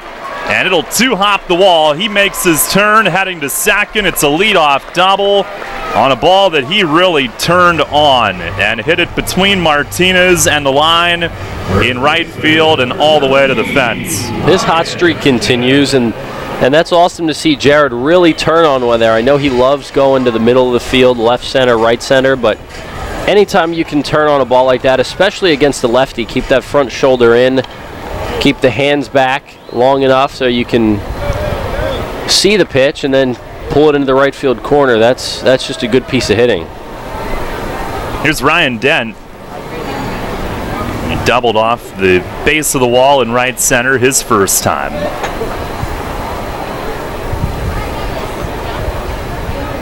First pitch to him, that is a called strike, inside corner. In the first inning, the Revs had both Mesa and Dent double off the opposite field fence. So they did a really good job going the other way against the lefty. Now the 0-1, and that's down and in as Dent shifts back. It's a 3-2 lead here in the third inning. And the Revs with their 6th hit already. 3 of those 6 have been doubles. 3, 4, 5 in the order all have a double. Mesa, Mitchell, Dent. Here's the stretch. The 1-1. And a swing and a nubber on the ground down to first base. Maddox has it. He'll take it to the bag. 1 away, and that'll move him up. Dent didn't get much of it, but nubs it down to first, and Mitchell goes to third base with 1 away. Productive out either way, and that's what the Revs need right now, a chance to tack on another run and get a 2-run lead back. And Spoon's been hot at the plate. Got to feel confident in him. No doubt. He hit one hard in the first inning, but lined out to center. 3-2 the lead. Revs looking to add a run back onto the lead. And Russo the pitch. Breaking ball slips way outside. Gonzalez reaching to receive that. 1 ball, no strikes.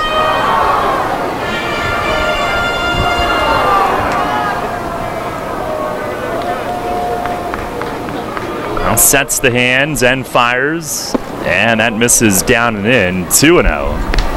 A hitter's count for Trav.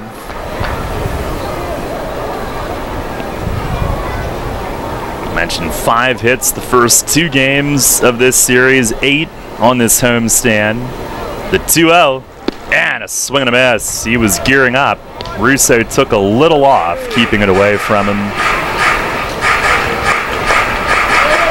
3 runs, 6 hits, no errors for York. 2 runs, 3 hits, 1 error for Southern Maryland. And the pitch, that's down and away. 3-1. It is Henry Castillo who waits on deck. He had a base hit his first time up.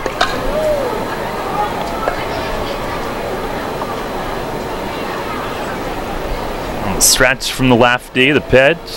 And Witherspoon tried to check, appeal to first, and he did hold. It was up and away. And he had those hands loose and ready to go, but held up on it. First and third. And Castillo to the plate. Second walk today issued by Russo. This would be a great spot for Spoon to run and try to take second to set up second and third with 1 out and take away that double play possibility. It would be hard to double up Spoon and Castillo anyway, but at least takes away the possibility of a ground ball double play if Spoon goes. See if Henry takes one and tries to give him that chance to do so. He's got his lead, does have a lefty on the mound holding him. And first pitch, not running, it misses high and away. Spoon has stolen 7 in his last 9 games. Now has 20 on the year, only caught 3 times. He has piled up the thefts here in the later portion of this season. Now ready, here's the 1-0. Down and in. Gonzalez slides over. Clean pick in the dirt, but a 2-0 count for Castillo to work on. Witherspoon hasn't run yet. And maybe now they won't, and they'll try to get Castillo a pitch to drive on 2-0. Maddox holds Spoon over at first. Russo ready.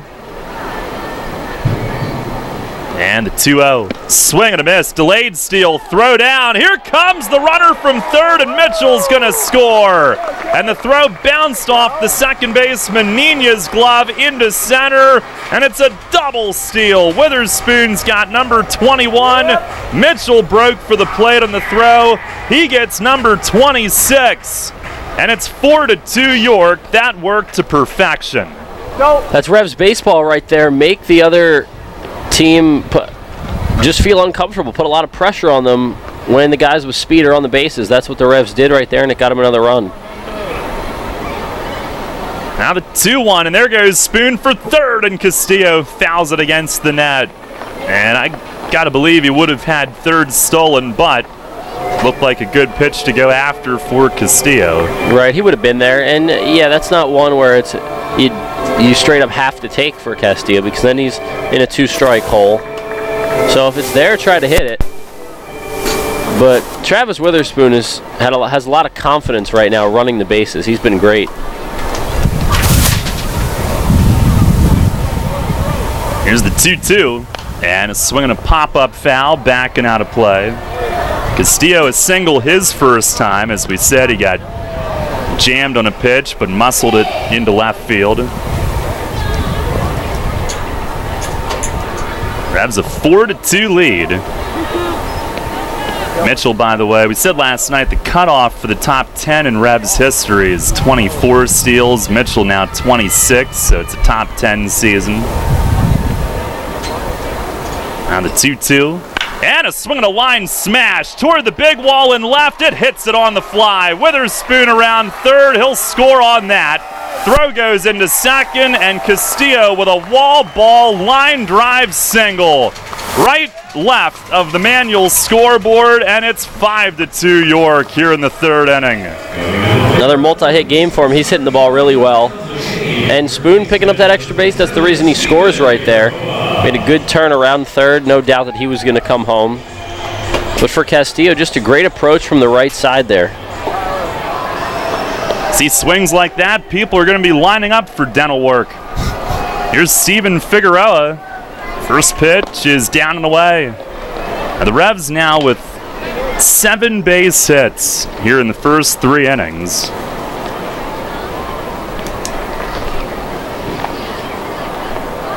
Here's the stretch from Russo. The 1-0. And a swing and a foul back over the roof. Friday night, nobody scored until late. Last night it was a big outburst in the middle. Today, the Revs doing some damage early. And they have reclaimed their 3-run lead. Here's the 1-1. And that's down low. Blue Crabs had cut into it, but the Revs have it back. 3 in the first. Crabs got 2 in the second. Revs with 2 here in the third. Figueroa, a pop-up to second his first time. The 2-1. And a swing and a fly the other way and left. Strasburger circles in front of the track, angles over, and makes the grab toward the line. And that is out number 2, couple steps shy of the warning track. Figueroa hit it pretty decently the other way. And with 2 outs, Tyler Clark to the plate. 5-2 the lead. Revs Baseball brought to you in part by Wise Markets, York Water Company, and Twin Pine Country Farm Store. There's the stretch from Russo. Pitch to Clark, breaking ball low. He holds up. They wanted to catch him today, with it being the day game after the night game. Diaz has been catching almost every day, with Cruz down, Clark banged up. Pitch, and there's a fastball strike, outside corner. Tyler Clark with a Dalmatian serving as his likeness on the video board. I wonder if the players got to suggest what dogs would be put up for them. Here's the 1-1, and that misses away. I wonder. Many of them have dogs. Do you have a dog? I do not. And I'm sure you don't. You have enough chaos in your house. Yeah. That would be correct. The 2-1. And a swing and a drive deep left field. It is gone! Tyler Clark, who's got about 4 working fingers on his left hand, sends one out onto Arch Street, his 6th home run of the year, and the Revs lead it 7-2. Here in the bottom of the 3rd inning, what a shot over the arch nemesis, bum hand and all. Wow. I feel really good for Tyler. You can't help but feel good for him with all he's been through injury-wise this year and how he's been able to help the team in so many different ways. I talked to Polo this morning about how those two worked a lot at Tyler Clark's right-handed swing earlier in the year, and he had a hot streak and then dealt with injuries, but man, that has to feel good for him with, like you said, 4 working fingers. What a gamer. And here's Alonso, who takes a strike on the inside corner. He loves day games. Yeah.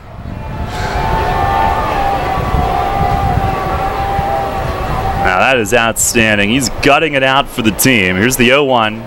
And a swing and a miss. Harris is doing the same today. He's 1 for 2 with a single and a run.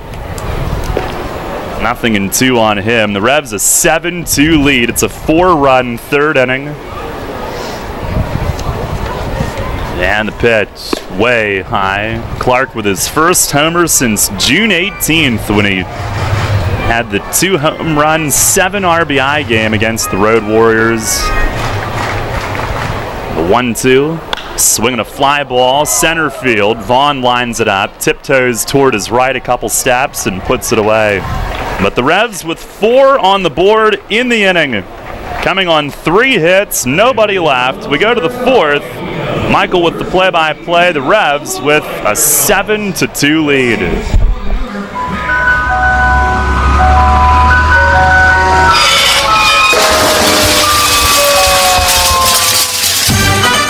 Tire Tired of hearing that music?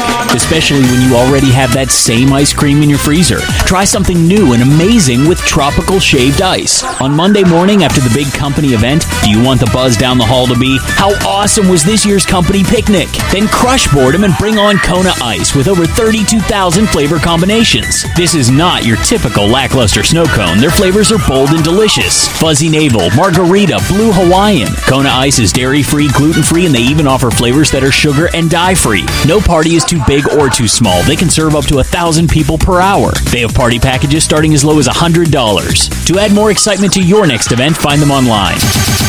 At Donegal, we understand there are many costs associated with running a business. That's why Donegal works with you to provide quality insurance products based on your business needs, and why we deliver that insurance at a price to fit your budget. Call your local independent Donegal agent today and discover why, when it comes to insurance for your business, Donegal is a better value. Contact Kochman Kunkel Insurance at 717-854-0300 or stop in at 3217 East Market Street, York. Locally owned and operated by Pam and Rudy Kochman. Kochman Kunkel Insurance. Local sports on WOYK are brought to you by Maple Donuts, a family tradition since 1946. This is Logan Williamson. You're listening to York Revolution Baseball on the home of the Revs, Sports Radio 1350 WOYK. First in York, first in sports.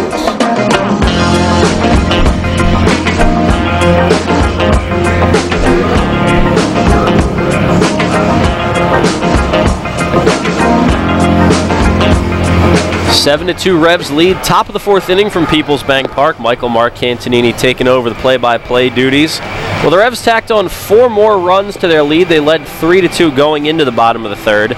It's now a 7-2 game. They've done it on 8 hits.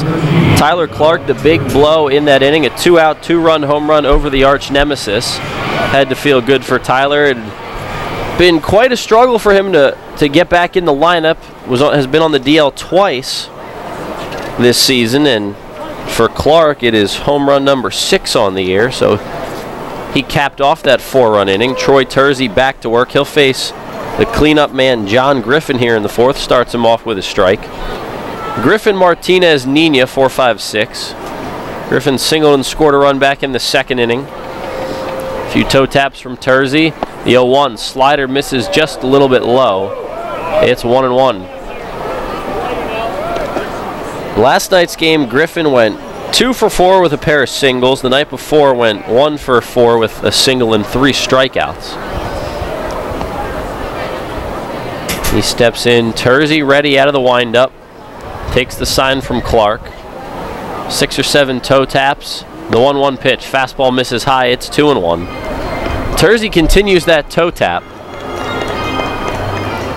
It's something that he implemented only about 6 months or so ago, and he has just ran with it. He's been very successful with it here in York. This one's popped up right side of the diamond, shallow right, Mitchell coming in, and it's going to be Jared Mitchell making the grab in right field. Casilla was out there as well, but Mitchell makes the grab. 1 out on a lazy fly ball here in the top of the 4th. 1 out, no one on for Frank Martinez, the 3rd baseman. A reminder to anyone listening to the ball game today that Robert Carson, Revs left-handed pitcher, went 7 innings last night, got the win, his 8th of the season. He will be joining me in the 5th inning for a full inning interview. He'll come on and we'll chat a little bit. That should be a fun time. First pitch from Tersey to Frank Martinez, strike on the outside corner. It's 0-1. 1 out in the inning and no one on, as Tersey looks to work through another solid frame. About 10 or so toe taps and the pitch. That one misses a little bit high, and the count goes to 1-1. 1 out in the inning, no one on. It's 7-2 Revs. They lead the Blue Crabs. The Revs are looking for a 3-game sweep of the Crabs this weekend. Tersey again to the plate. This one fouled off. Another fastball, and the count goes to 1-2.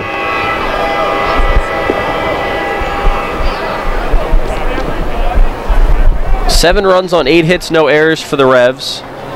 2 runs on 3 hits, 1 error for the Crabs.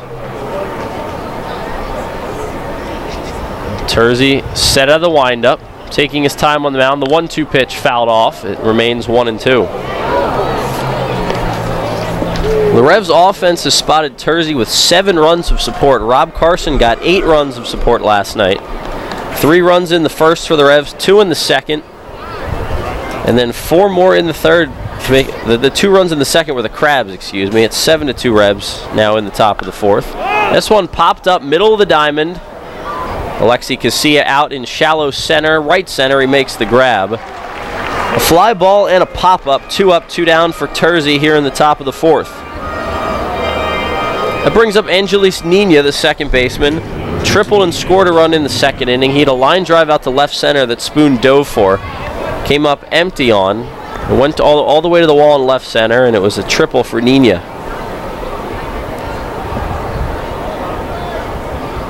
So Nina digs in, the right-handed hitter. His dreadlocks coming out of his hat. Pitch coming out of his helmet, I should say. That pitch over on the outside corner for a strike. It's 0-1. 2 outs in the inning and no one on.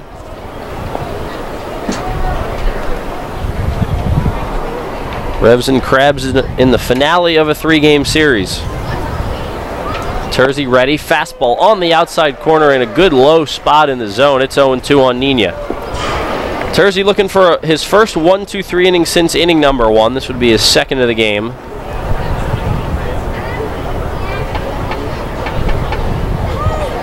He's set in the windup. Tyler Clark relaying the signs. Tersey ready. 5-toe taps, a double leg kick and the pitch. Chopped in front of the plate. Tersey calls for it. He'll pick it up. Throw to first. Tyler Clark fell down. He had called it 2, but Tersey makes the play. 1-3 on the putout. A 1-2-3 inning for the Revs and Troy Tersey. We'll go to the bottom of the 4th. The Revs still holding a 7-2 lead. Shipley Energy is more than just an energy company. We're a family tradition. Our goal is to provide outstanding customer service and to make energy easy for you. From heating oil and propane to natural gas and electricity, our team can help. We also offer HVAC services, installation, maintenance, and service plans to keep your home safe and comfortable. In addition, our team can improve the quality of water in your home. To learn more, visit ShipleyEnergy.com or call 855-5-SHIPLEY. We make energy easy. Hi, this is Steve Navaroli. Join me Saturday mornings at 9 for Central PA Game Day presented by Neighborhood Sure Save Markets right here on Sports Radio 1350 WOYK. Tune in each week as we break down the latest in high school sports, including Friday night's big games, the week's top performers, and the rest of the sports scene both locally and nationally. Central PA Game Day presented by Neighborhood Sure Save Markets, Saturdays at 9 on Sports Radio 1350 WOYK. First in York, first in sports. You trust AAA to work at every mile. But AAA doesn't just cover your car. They can also cover your home. AAA Home Insurance protects every square foot. And when you add AAA Home Insurance to AAA Auto Insurance, you get more protection and more savings. Insurance that's not just insurance. Talk to your local AAA insurance agent today or visit AAA.com to learn more about AAA Home Insurance. This is Paul Fletcher. You're listening to York Revolution Baseball on the home of the Revs, Sports Radio 1350 WOYK. First in York, first in sports.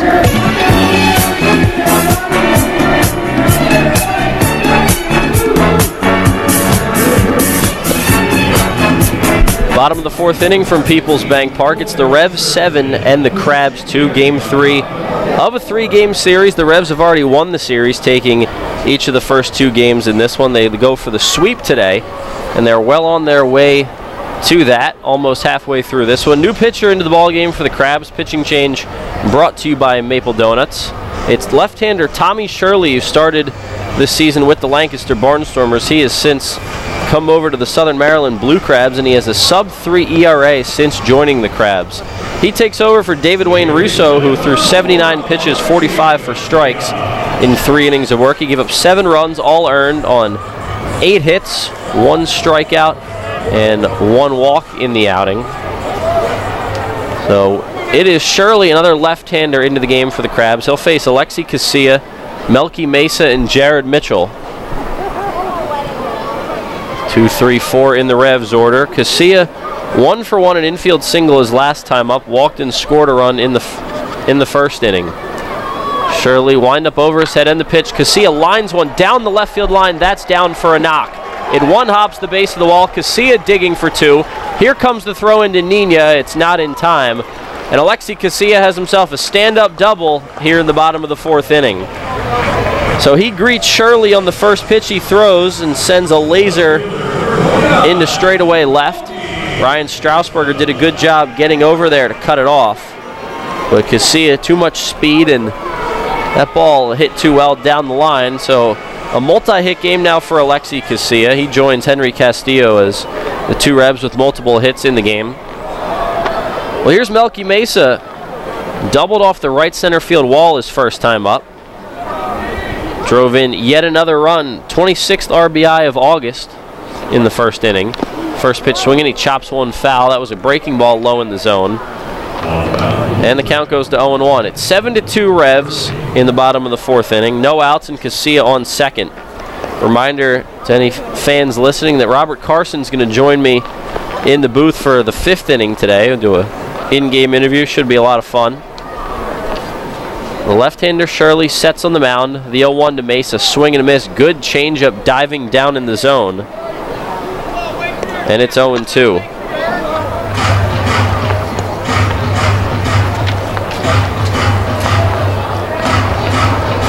Shirley's 1-1 with a 2.70 ERA in 10 appearances over 16 2/3 innings with the Crabs.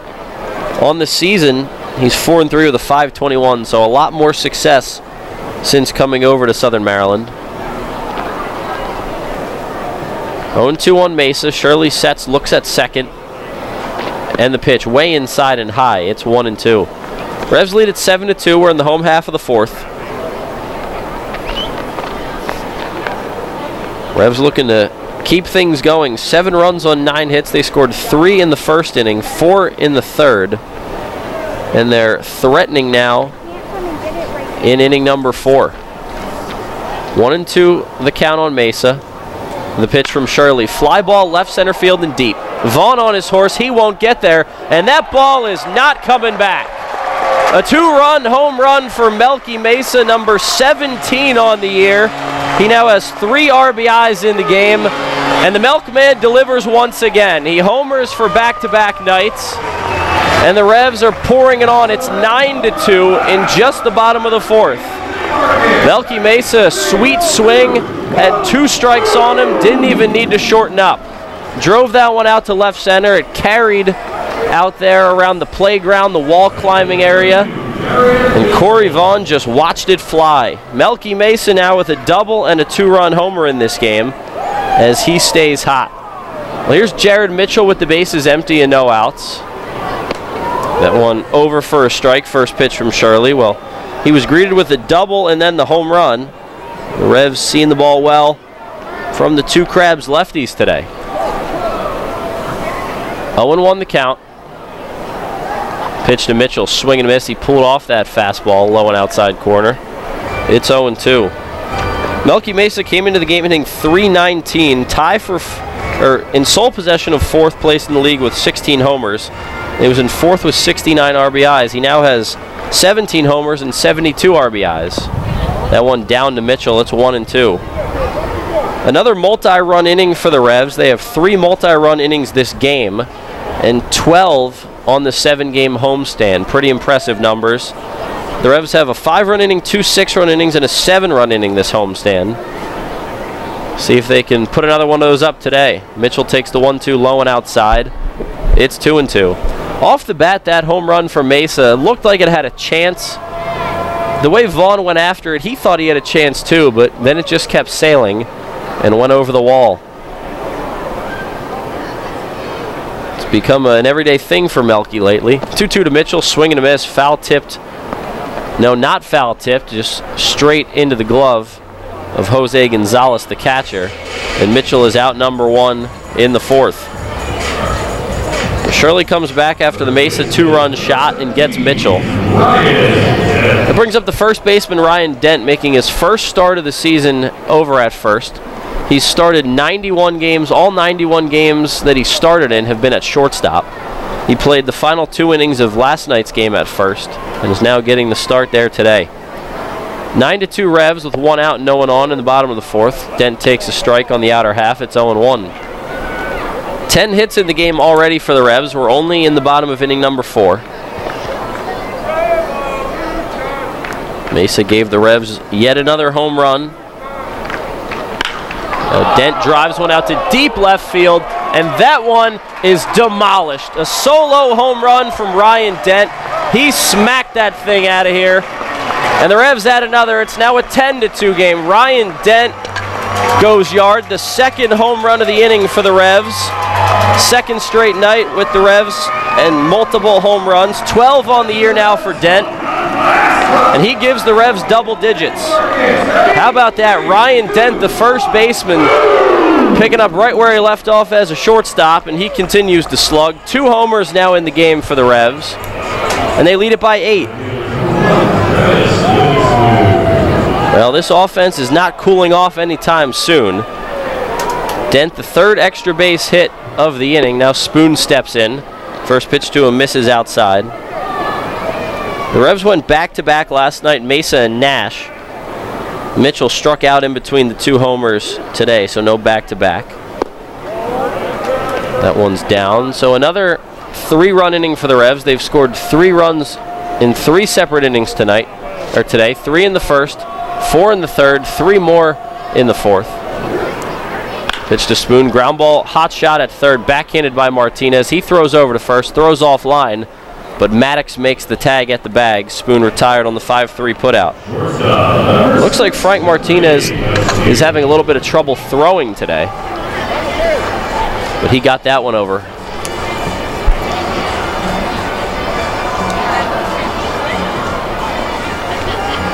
Brings up the switch hitter Henry Castillo, batting from the right side. He's 2 for 2 in this one with a pair of singles, an RBI, and a run scored. Revs holding a 10-2 lead over Southern Maryland in the bottom of the 4th, well on their way to a 3-game sweep. As Castillo steps in. Pitch from Shirley, that one misses down and away. 89 on the fastball right there, it's 1-0.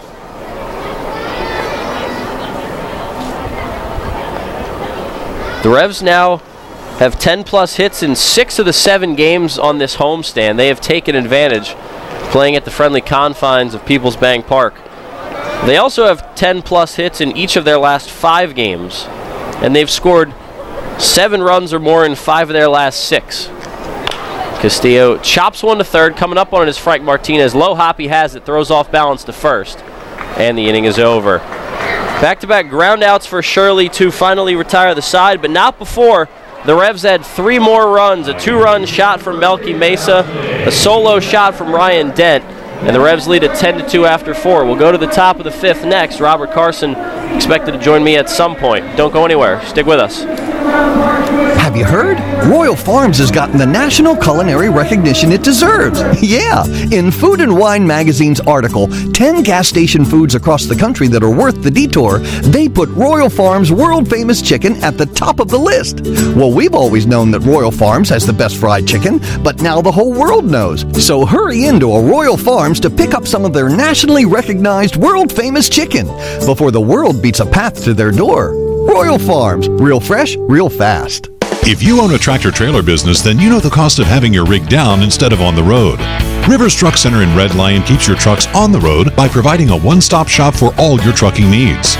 Rivers handles full-service truck sales and carries a full line of parts for all makes and models, has their own full-service collision center, and provides 24-hour emergency towing and roadside assistance. Check out riverstruck.com for more info. There's a reason Rivers Truck Center has been in business for over 40 years. They really do care. It is easy being green. In York County, trash is safely managed at a waste-to-energy facility where it is used as fuel to produce electricity. The electricity generated from trash is enough to power 20,000 homes. That's enough to light the entire city of York. Learn more at www.ycswa.com. Garbage is power. This is Ryan Dent. You're listening to York Revolution Baseball on the home of the Revs, Sports Radio 1350, WOYK, first in York, first in sports.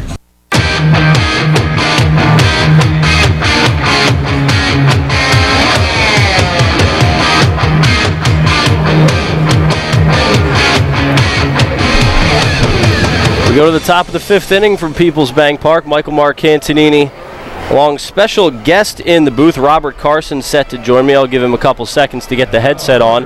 But it's 10-2 Revs here in the top of inning number 5 as Troy Tersey goes back to work. 10 runs on 11 hits, no errors for the Revs. 2 runs on 3 hits, 1 error for Southern Maryland. And as Tersey goes back to work, Rob, let me bring you into the broadcast. First of all, thanks for joining me today. No problem. Thanks for having me, Mike. Well, 7 innings last night in your start. We'll talk about that in just a second as Tersey gets set to offer the first pitch of the inning upstairs for a ball, 1-0. He has Vaughn, Maddox, and Gonzalez 7, 8, 9 in the order. 1-0 pitch coming up from Tersey. Here it is. Swing and a miss at a slider. Well, Rob, 7 innings last night. You got your 8th win of the season. How'd you feel out there? Oh, man, I feel great. Just went out and tried to pound his own against a pretty aggressive team who's got a pretty decent offensive team. Like to pull the ball early, but just run out there and locate it and make my pitches and defense back me up, and guys was swinging at that offense getting hot. Tersey gets another swing and a miss. 1-2 the count on Vaughn. What was the game plan going in yesterday, talking things over with Diaz and Mason Fletch before the game? We know these guys are very aggressive, like I said, and then they also like to pull the ball, so we just focus on trying to get that down the way early on, and then maybe in late and soft once we get ahead, slider, changeup down out of the zone. So executed pretty much first pitch strikes pretty well. So they threw a lot of strikes, got ahead, and then try to put guys away. Tersey strikes out Vaughn on a slider. Another swing and a miss on that slider for Troy Tersey. It's his second punch out of the game, and he has the first out of the 5th. 10-2 lead for the Revs as the 8-hitter Craig Maddox digs in. Now, so Rob, you're exclusively in the rotation now. Early in the season, you were mainly in the bullpen, but now you've been an everyday starter, basically the number 2 starter in this rotation moving forward. How has that been transitioning to being a full-time starter? Oh, man, I love the bullpen too. But I came in this year, Mike, just was a year, like, for me, I just kind of, if this was going to be my last, like, year of, like, lacing up the cleats and taking them out, I just wanted to come in, like, go out how I came in, and that's, like, as a starter. So I know it was a good situation here with Mason Fletch coming in. I told him, hey, guys, I want to start. I think I could come and help the team out starting, but it was a situation where we had, like, 8 guys wanting to come in and start. So Mason said, hey, what do you think about starting the pen for a little while? I was like, hey, whatever you guys need, whoever help screen the team. And came out the pen for a while, and it went well. And then a situation came to a spot, opened up in a rotation, and Mason Fletch brought it to me, and I jumped at it as soon as it was presented. Maddox grounds out to first. Dent takes it himself to the bag, 3 unassisted. 2 up, 2 down for Tersey here in the 5th. Revs still holding 10-2 lead. Here's Jose Gonzalez, the 9-hitter. Well, I know when you and I talked, did a pregame interview with you after one of your starts early in the year, you talked about how you did a lot to prepare for the potential opportunity to start during the season in the off season. And now that you've had success, I mean, where does this season rank in terms of fun you've had, or really what's your experience like been in York this year? Oh man, it's been a fun season. Like giving a group of guys we got in that locker room, the clubhouse, to come out and go to battle for each other day in and day out.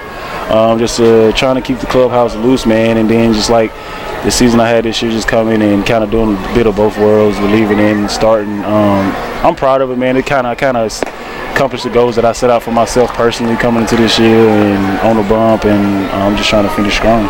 Tersey looking for back-to-back 1-2-3 innings. 0-2 the count on Gonzalez. 10-2 lead for the Revs in the top of the 5th. Tersey a couple toe taps, sets the 0-2, misses outside. They've been doing a little first base coaching. How much fun is that down there? Oh, man, that's awesome. That's so being said. He kind of started like in Sugarland, that series, and it started there. We kind of was like alternate here and there, and kind of both of us putting up some runs, some cricket numbers, and now we kind of got this little brigade of first base coaches with Coach DeLeon. It's kind of fun, just a little inside thing between us. And I mean, he's like the CEO, and I'm kind of like the VP of it. And we kind of like got you see Cruz out there and Zoe and a couple other guys out there, mostly starters when I started. So it's just a little fun, man. Just kind of keeping the dugout loose. 2-2 pitch from Tersey, popped up foul territory, first base side. Denton Clark giving chase. Dent's under it. He makes the grab. And Troy Tersey has retired the last 7 batters he's faced. Back-to-back 1-2-3 innings. We'll go to the bottom of the 5th with the Revs up 10-2. Robert Carson sticking with me for another half inning on the broadcast. Don't go anywhere. You're listening on Sports Radio 1350 WOYK. Hey, it's the good-looking genius at Broadway Transmission. You know what really grinds my gears? perfectly good cars being thrown away just because the transmission went bad. My mind slips into overdrive when someone says, I'll just get a new car before I spend that kind of money on a transmission. What? According to Kelley Blue Book, the average price of a new car is $32 grand. Now you're going to finance that, right? There's another $6 to $8 grand. And if you drive it off the showroom floor, it loses 20% of its value immediately. Don't forget, you also have to pay sales tax, higher insurance rates, title and registration fees, and come up with $600, $700, $800 a month depending on your interest rates for 5 years. And remember, you will still have to pay for the upkeep of the car. Brakes, tires, wipers, fluids, etc. Stop! Trade your transmission, not your car. Thanks, good-looking genius. You're welcome, ma'am. Broadway Transmission. We'll get your shift together and save you all that dough.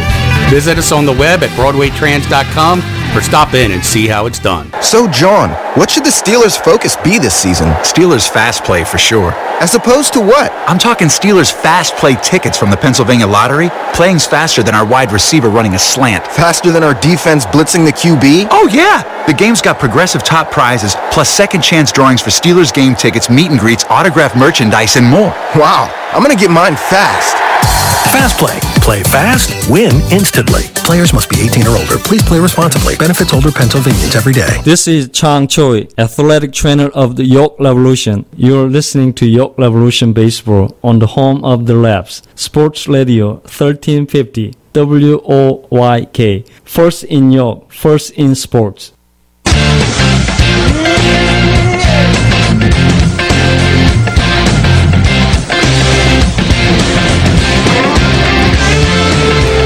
Rolling along here from PeoplesBank Park, bottom of the 5th inning. The Revs lead the Southern Maryland Blue Crabs 10-2 as they go for the series sweep. They look to go 3 games over 500 on the season. Michael Marcantonini joined alongside Revs left-handed pitcher Robert Carson. Started last night, got his 8th win of the season, 7 strong innings. And Rob, a good conversation in the first half of this inning, but now that your squad's up to bat, let's talk a little bit about this offense and what they've done as Steven Figueroa sets to lead off against new pitcher into the ball game, right-hander.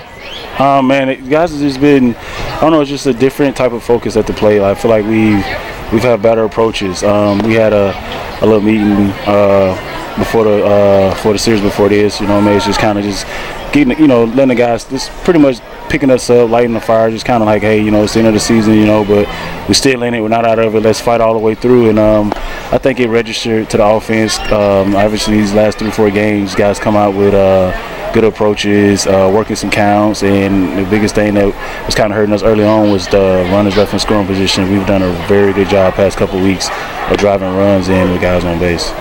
Figueroa takes a strike, count goes to 1-1. New pitcher into the ball game for the Crabs is the right-hander Sam Runyon. We saw him a couple days ago on Friday night, pitched in relief. It's 10-2 Revs. They've done it on 11 hits as Figueroa gets set to face the 1-1 pitch. Here it is, fastball over for a strike. And it's not just 1, 2, 3 guys, Rob. It's been everybody. And how much easier is it for you to pitch when you know you're getting run support out there?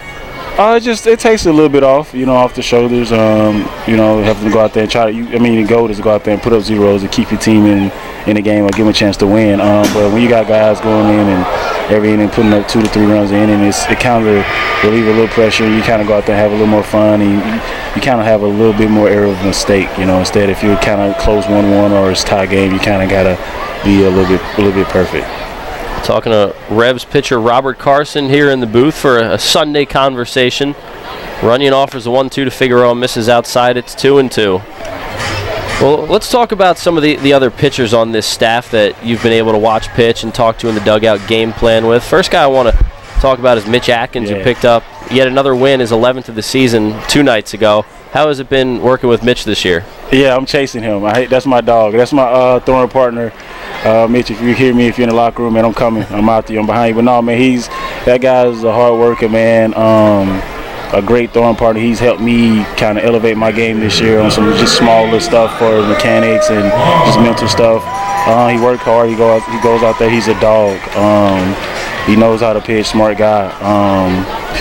Logan Williamson. Oh man, that's a dog of a dog on that mound, man. You gotta love watching Lolo take the mound every 5 days, man. He goes out there with that dog mentality and he go give it everything he got. He might not throw 95, but I guarantee you in his mind he do, and he let it eat, man. So it's awesome.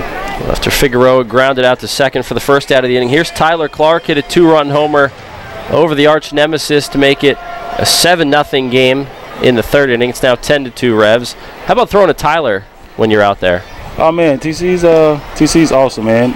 Both our catches, like D is a young guy who came here, man, was real raw. You know, he was real raw, but he's a guy that sat around and TC kind of took him on his wing and kind of teaching the ropes. You know, catching here, calling games, and the kids have improved like tremendously on a whole nother level. But TC's awesome, man. Pretty smart kid, pretty smart dude behind the plate. He pays attention to hitters and what they're trying to do as the game go along, and he's awesome to throw to. Talking to Revs starter Robert Carson, 1 out and no one on in the bottom of the 5th inning. Revs lead at 10-2 over the Crabs.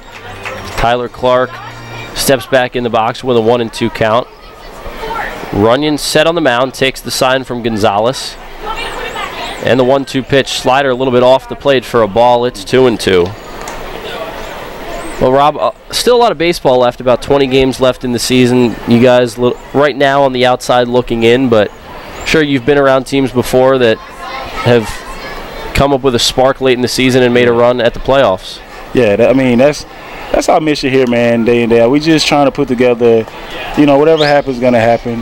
We kind of put ourselves in this predicament if we, happen to come up short. But, again, we just band of brothers down there in the clubhouse that's go out, come out every day and leave it on the field and play 9 innings day in and day out and see what happens, try to put together some wins and put together a streak at the end and make it interesting. 2-2 the count on Clark. Runyon set again. High leg kick and the pitch. Called third strike on the outside corner.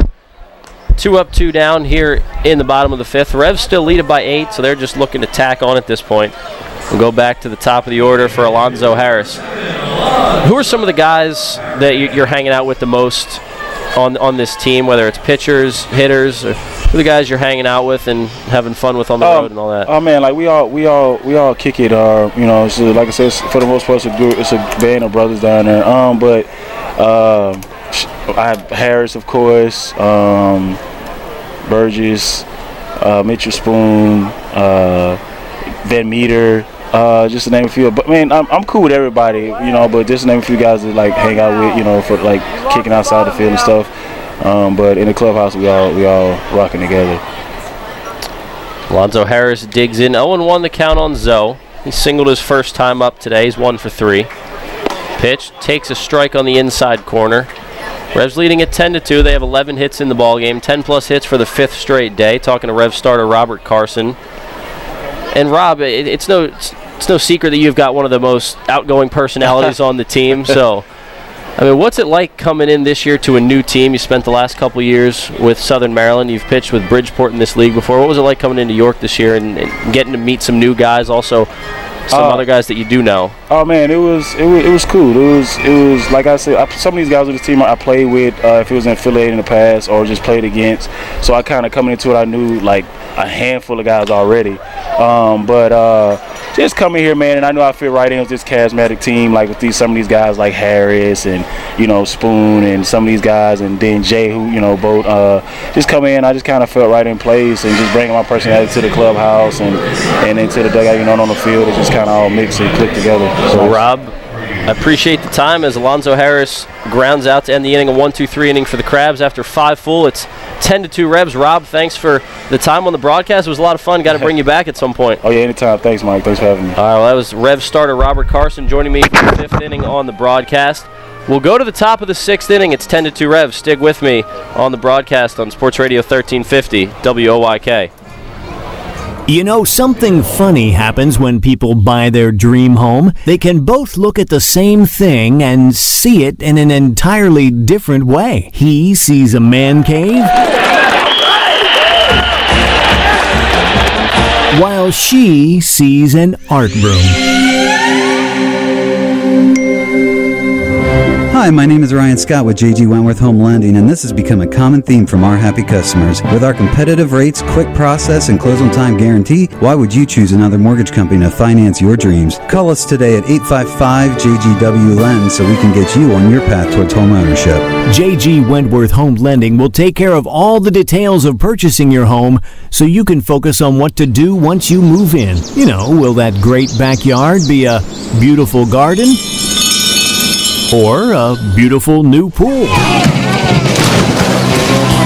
Yeah, that's one detail we'll leave up to you. Call 855-JGW-LEND today. Mortgage loans offered by J.G. Wentworth Home Lending, LLC, 3550 Commission Court, Woodbridge, Virginia, and MLS ID 2925, and MLSConsumerAccess.org, Equal Housing Lender. When you work with an independent insurance agent, you put the power of choice to work for you. Independent agents know several companies and their coverages, which means more options. And because companies like Donegal Insurance Group use the independent agent system, you not only get quality insurance, you also save money. The independent insurance agent system. Discover the power of choice. Contact Coatman Kunkel Insurance at 717-854-0300 or stop in at 3217 East Market Street, York. Locally owned and operated by Pam and Rudy Coatman. Coatman Kunkel Insurance. Listen live, on demand, and on the go. Download the new WOYK app on the Apple and Google Play stores today.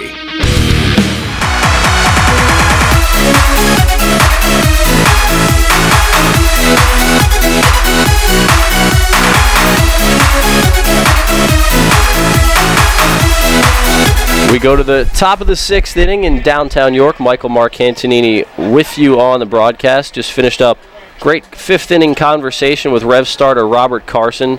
Love talking to Rob, great guy overall. And in the top of the 6th inning, Troy Tersey back to work as he quickly starts off the leadoff man Ryan Strausberger with 2 strikes. It's 10-2 Revs in the away half of the 6th inning. Strausberger, Garcia, Martinez, top 3 in the Revs order. Tersey about 10 more toe taps there. The 0-2 fastball misses outside. It's 1-2. Tersey only 2 strikeouts in the game, but he's pitched to contact incredibly well. He only gave up 2 runs. Those both came in the 2nd inning. And he has a 10-2 lead to work with. Strike 3 called. Slider on the outside corner. Another punch out for Tersey. That's 3 in the ball game, and he has the first out of the 6th. He's now struck out 2 of the last 4 batters that he's faced. Strasburger goes down looking. Tersey gets him for the 2nd time today. And now we go to Edwin Garcia, the 2-hitter. 1 for 2, doubled his last time up. So he gets set to dig in against Troy. Tersey looking for his first professional win. This is his 2nd official start. His last start got wiped away in that rain out against Lancaster in Game 2 of the 4-game series with the Stormers. But he is back out there on the mound, looks better than ever. Needed just 56 pitches to get through the first 5 innings today. Now this one laced down into left field. That one drops in front of Melky Mesa and left. 2 for 3 day for Edwin Garcia as he reaches on the 1-out single. Here's Teodoro Martinez, 0 for 2 with a fly out and a ground out in the ball game. Revs leading the Blue Crabs 10-2. And they are looking to go 5-7 and 3 out of 3 against the Blue Crabs. 5-7 on the homestand, that is. Tersey will have to work around the 1-out base knock. Try to get through 6 innings and attempt to qualify for a quality start. He's already qualified for the win. He's gone 5 1/3. Here's Teodoro. First pitch, breaking ball over. I believe they called that one a ball. It looked good, but the call does not come from home plate umpire James Clayton. Tersey set on the mound, leg kick, and the pitch. Slider misses low. It's 2-0. 1 out in the inning, man on first for Teodoro Martinez, who has had success against the Revs this year, but the Revs have pretty much held him in check in this series. He has just 1 hit.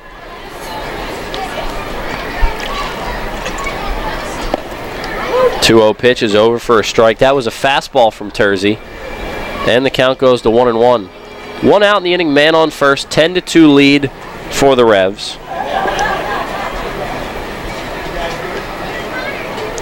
5 straight games with 10 or more hits. Yet another game with 10+ runs.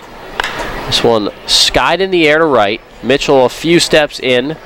Camped under it, he makes the catch. 2 outs now in the 6th. So Mitchell flies out. And with 2 down and a man on, here's the cleanup hitter John Griffin. Singled and scored a run in the 2nd. Flew out to right his next time up.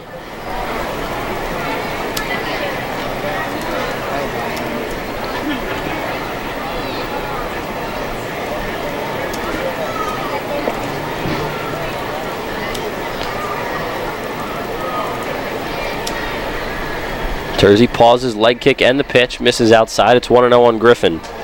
The man on first is Garcia. He singled to start the inning. The Revs got 3 runs in the first. Crabs answered back with 2 in the second. The Revs then pile on for 4 in the third and 3 in the fourth. Swing and a miss at the fastball there. Tersey goes up in the zone. I mentioned he needed just 56 pitches to get through 5 innings. It's part of the reason why he doesn't have a lot of strikeouts. He hasn't needed to throw a lot of pitches. A lot of 1-2 pitch outs on the ground or in the air.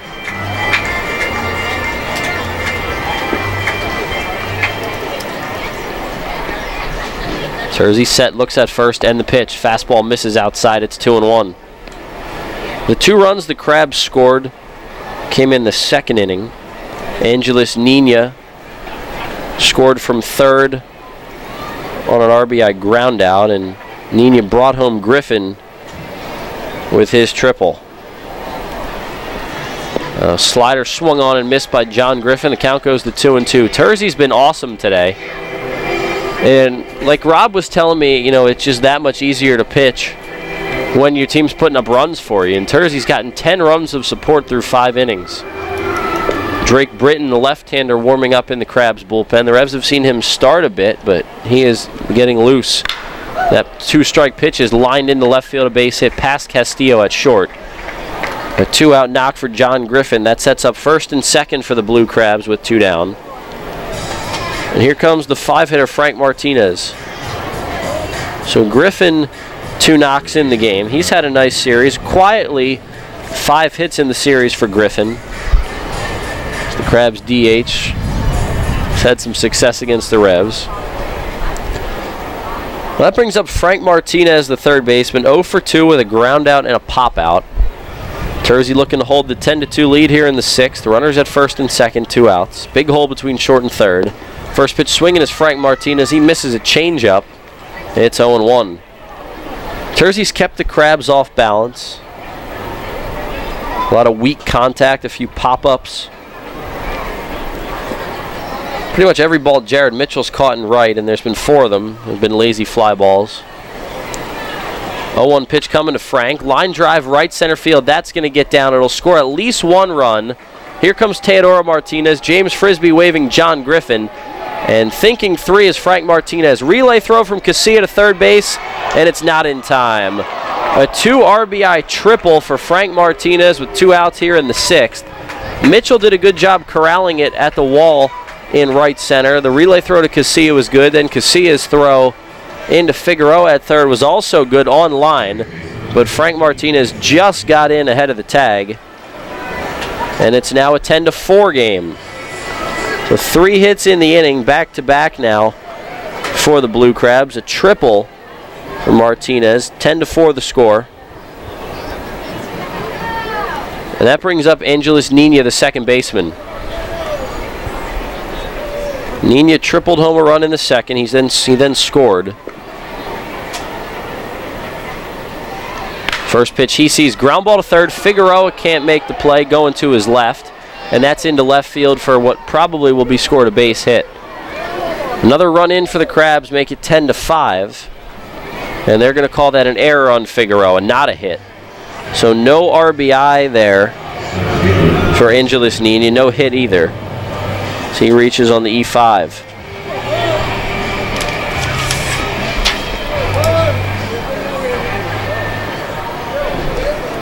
So each team has now made an error in the ball game.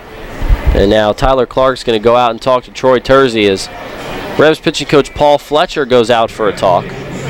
Tersey looking to get through 6. It would be the 3rd straight night that a Revs starter goes at least 6. Mitch Atkins went 7 on Friday.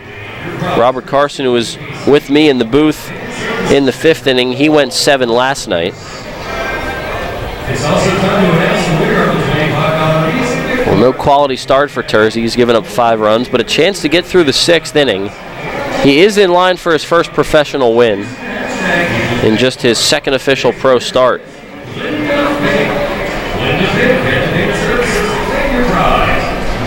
Revs will get some bullpen action as Starlin Arias, who hasn't pitched in a few days, is getting loose. Tersey trying to get through the top of the 6th. The Blue Crabs have 3 runs in the inning. It's now a 10-5 game. The Revs came in up 10-2, so some room to work with for Tersey. 2 outs and a man on first. Here's Corey Vaughn. Laces one foul into the seats, and a fan with a glove made a great grab. Sinking liner into the seats, and somebody stuck their mitt out, and the ball found it. That lucky fan with a souvenir. Kid gets a ball. The 0-1 pitch, slider over for a strike. Make it 0-2 on Corey Vaughn. Vaughn 0 for 2, had an RBI ground out in the second inning. Revs up by 5, it's 10-5. Top 6. Terzi's 0-2 pitch, fastball that misses up and in. 87 on the gun from Terzi. Frank Martinez, RBI triple, brought in 2 runs. Then he scored on the ground ball to third that Figueroa couldn't come up with. Terzi looks at first. Now time is called as Vaughn steps out. Terzi looking for the final out of the inning.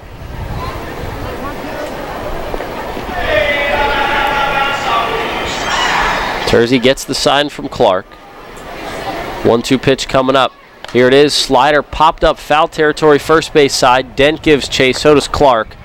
But Dent's going to run out of room. The ball lands on the Revs dugout and bounces into the seats. The count remains 1-2.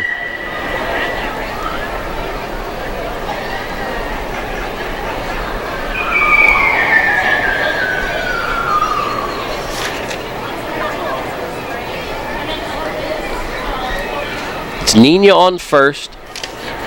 Vaughn at the dish. 2 outs. 1-2 the count on Vaughn as he calls for time again. He'll regroup at the dish. 10-5 the Revs lead. 17 combined hits in the game. The Revs have 11 of them. Terzi set. The leg kick and the pitch on the outside corner, strike 3. A fastball at 89 from Troy Terzi. It's his 4th strikeout of the afternoon. If that's it for Terzi, it's 6 strong innings allowing 5 runs, and the Revs take a 10-5 lead going into the bottom of the 6th inning. We'll go there next on Sports Radio 1350 WOYK. As you clean it out, keep in mind Community Aid's looking for your lucky leftovers. After you wrap up your yard sale, donate what's left over at your closest Community Aid Drive-Up Donation Center. They're attached to each of Community Aid's incredible thrift stores in our area. Hanover, Harrisburg, Lancaster, Mechanicsburg, and Selinsgrove. Community Aid wants your lucky leftovers to help more than 750 local charities. Learn more at communityaid.net. But don't forget, give your lucky leftovers to Community Aid. Neighbors helping neighbors. Show your patriotism and Rev spirit with the new York Revolution Hat Pack. Get 6 undated ticket vouchers to use any way you'd like and 2 parking passes, plus an exclusive Revolution hat featuring the Revs logo in red, white, and blue. It's an exclusive design from York's own Legacy Athletic and one you can only get through this special offer. The Revs Hat Pack. 6 game ticket vouchers, 2 parking passes, and an exclusive Revolution baseball cap, all for just $75. Get yours while supplies last at YorkRevolution.com or 717-801-HITS. Sports injury? Walk into WellSpan Urgent Orthopedics for immediate care. No appointment is ever needed. Our orthopedic and sports medicine specialists are here to treat you. Visit wellspan.org/urgent orthopedics today for hours at our York and Hanover locations. Hey, this is Jacoby Jones, Super Bowl champ, Dancing with the Stars. If y'all didn't vote for me, it's y'all fault I lost, but you're listening to the radio, WOYK 1350, baby.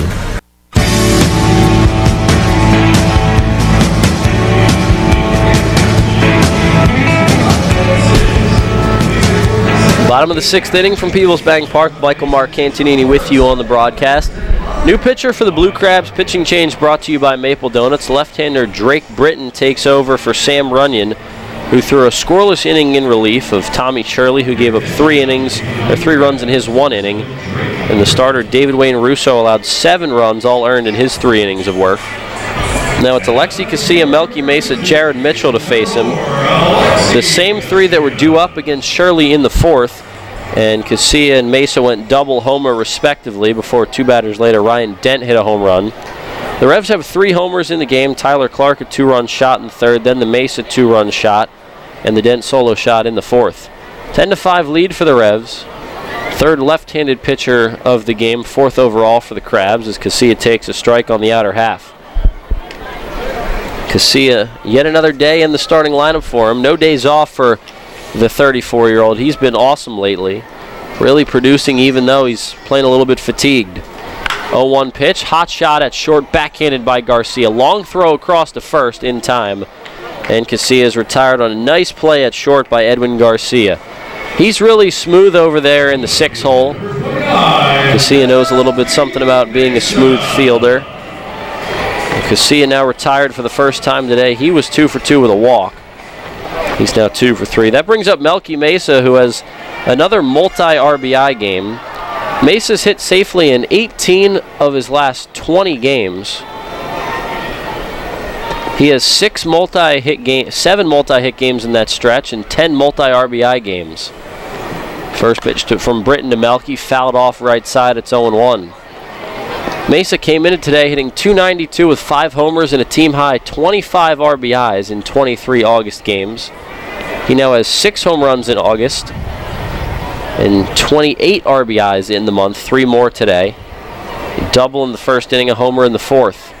0-1 pitch to Melky, sends this one in the air to deep center field. Playable, though, for Corey Vaughn. He's shading the sun. Dances around out there, but finally makes the grab shy of the warning track in dead center. Mesa is retired on the fly out. Mesa now 2 for 4 in the game. So the first 2 batters retired in inning number 6. With 2 outs and no one on, here's Jared Mitchell. Revs lead at 10-5. 3 more multi-run innings. Every inning they've scored, they've had at least 3 runs. 3 in the first, 4 in the third, and 3 in the fourth. And like I said, 3 home runs in the game. They had 2 last night. First pitch to Mitchell, swing and a miss, slider off the plate. Another lefty for Mitchell to go at.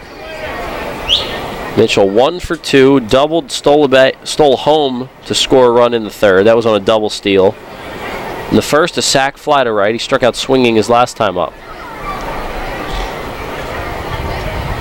Krabs play him to pull. Shortstop Garcia is playing up the middle as Mitchell takes a strike. It's 0-2.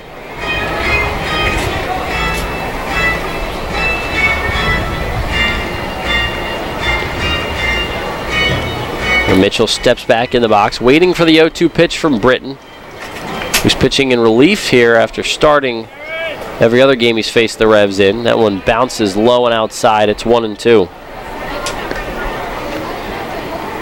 If the Revs hold on for this win today, it'll be a sweep of the Krabs. It'll be 5 wins in 7 games on this homestand. They'll go to 3 over 500 at 55 and 52.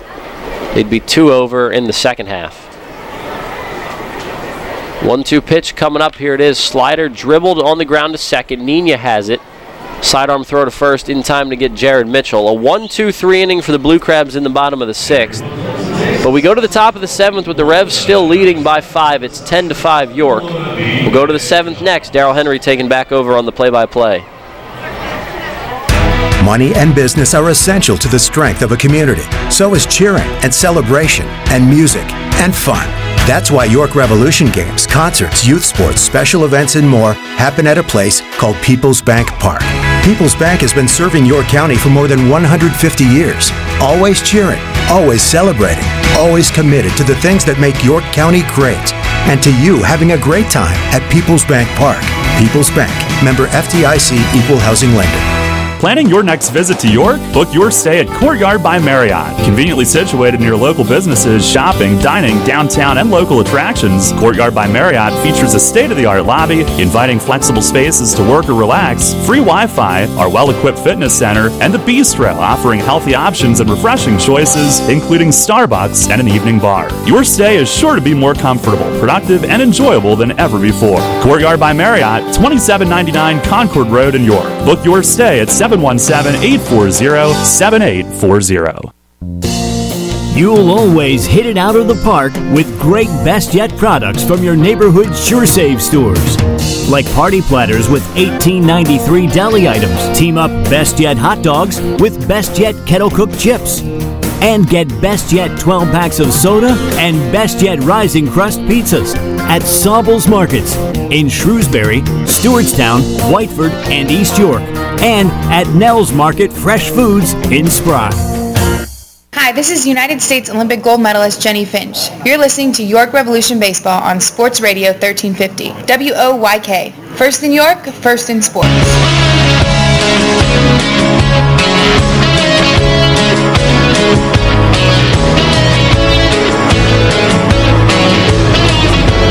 Head of the 7th inning, it is a 10-5 lead for the Revs. Right-hander Starlin Arias is the new pitcher. Pitching change brought to you by Maple Donuts. Troy Terzi today, 6 innings, 6 hits, 5 runs, 4 were earned. No walks, 4 strikeouts, 78 pitches, 57 were strikes. Only 21 balls. Fine job as he is in line for his first pro win. Should be his second, but Craig Maddox will lead off. Pitch from Arias is fouled to the top of the netting. First pitch swinging, and it is strike one. Maddox, who is known to pull the ball as a left-hand hitter, today has pulled a grounder to first and a line drive to first. He is 0 for 2. Now the 0-1, and a swing and a foul against the net a second time. So Arias is ahead with no balls, 2 strikes. 10 runs, 11 hits, 1 error for the Revs, 5 runs, 6 hits, and 1 error for the Blue Crabs.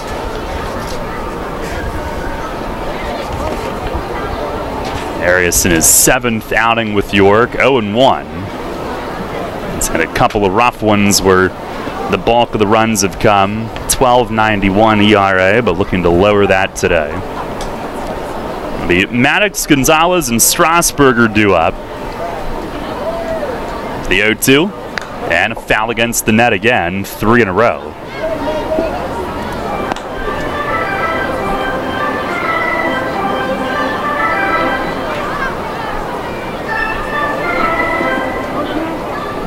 Our York Mitsubishi out-of-town scoreboard. Lancaster leads Somerset 2-0 in the 7th.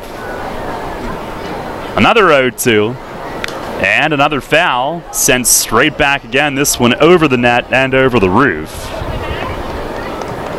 And again, Maddox battling up there. He had started the year in the American Association with the expansion Chicago Dogs.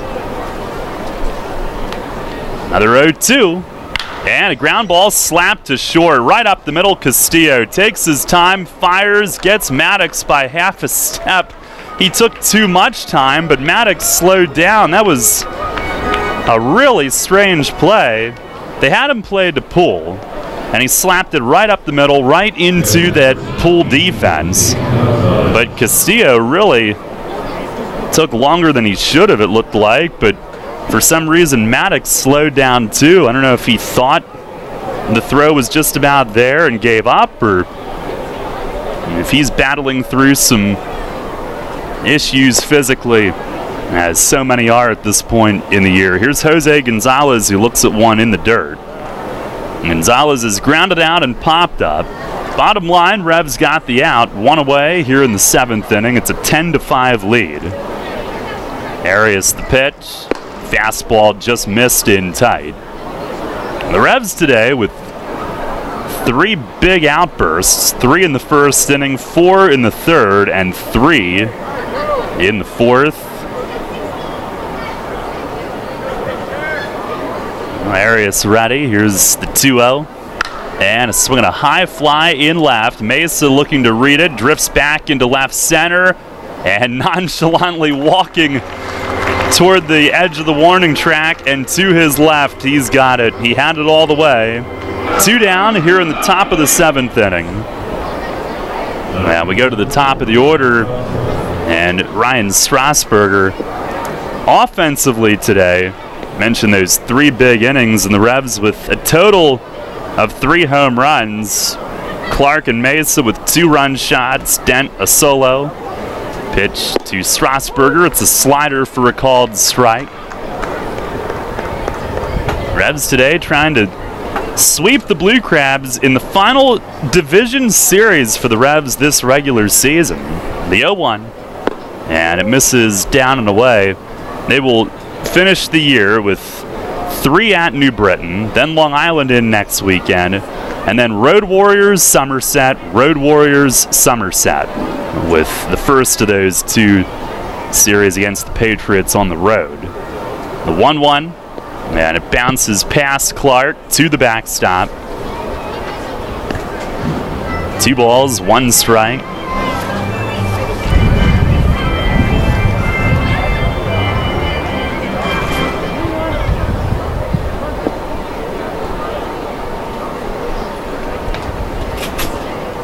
Arias with the 2-1, and that's a little bit high. 2 of the Revs' sweeps this year were 2-game series against Southern Maryland. 1 in May on the road, 1 in late May at home, rain shortened. And the other one was a 2-gamer at home against the Road Warriors, rain shortened.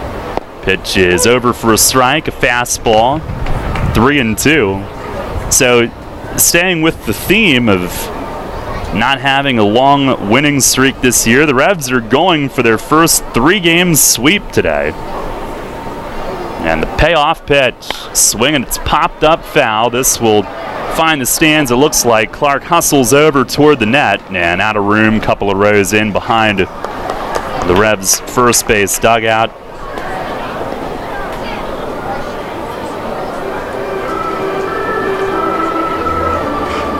Longest winning streak this year is 4.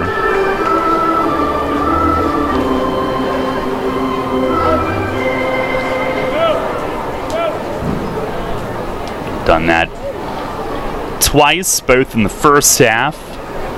Pitch, swing, and a foul against the netting. I think the reason the second half has been so frustrating to be 1 game over 500, as they were at the end of the first half, is because they felt they had made improvements to the team at midseason. Pitch is lined to left center field. That's going to be in for a base hit. Up the alley, and Witherspoon cuts it off. Strasburger heading for second. He'll get there standing with a double as the throw comes in.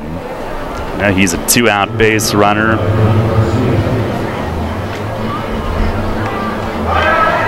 But when they were a game over 500 at the half, they felt like they were ready to make a second half run. I mean, it took a few weeks until they were able to get Nash and Harris in, but some of the other additions they had made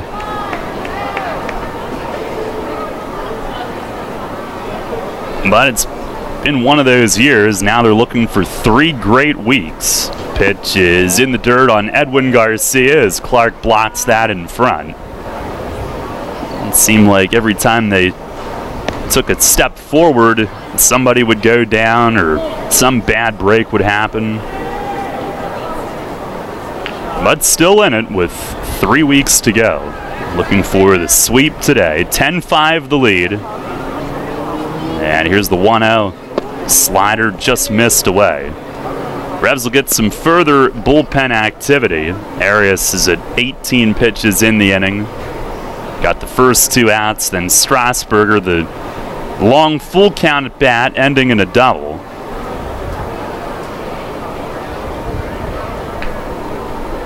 Now the 2-0, and that's up and in.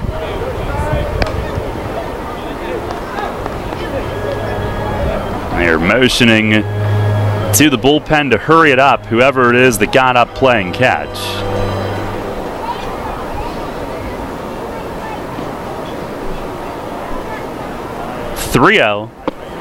That just missed low.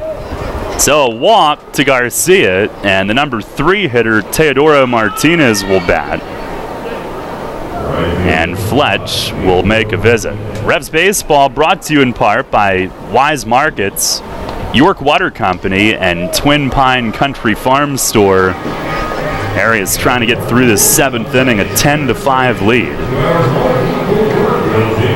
Well, Terzi in his final inning it was okay that he gave up those 3 runs because he had the 8-run lead to work with.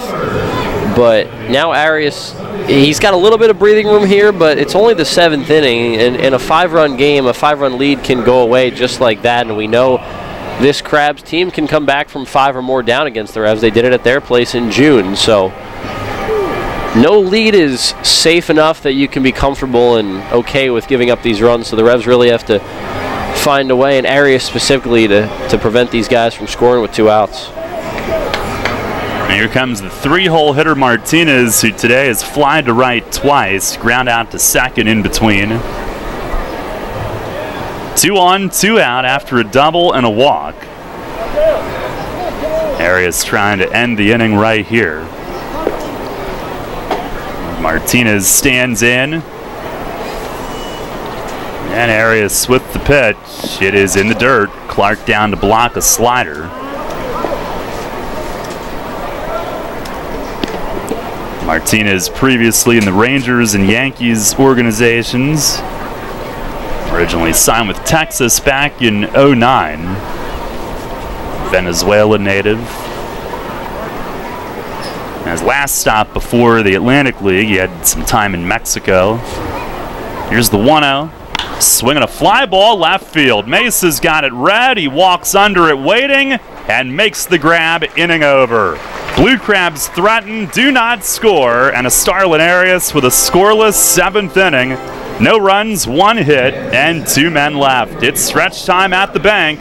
York 10, Southern Maryland 5. Rutter's has all your favorite seafood options. Tavern battered cod sandwich, crispy fried shrimp with bada bing dipping sauce, flavorful crab and corn chowder, just to name a few. Rutter's Seafood. One try and you'll be hooked. Rutter's. Why go anywhere else for seafood? Planning your summer vacation? Looking to take care of those long overdue home improvements? Hello, I'm Tara Hauser, Vice President of Marketing at First Capital Federal Credit Union. Make all your dreams come true with a home equity loan from First Capital FCU. For a limited time, take advantage of a 7-year home equity loan of $10,000 or more with an annual percentage rate as low as 3.99%. Visit firstcapitalfcu.com or stop by any branch to apply. First Capital, putting you first. Federally insured by NCUA. Equal housing lender. First Capital Federal Credit Union.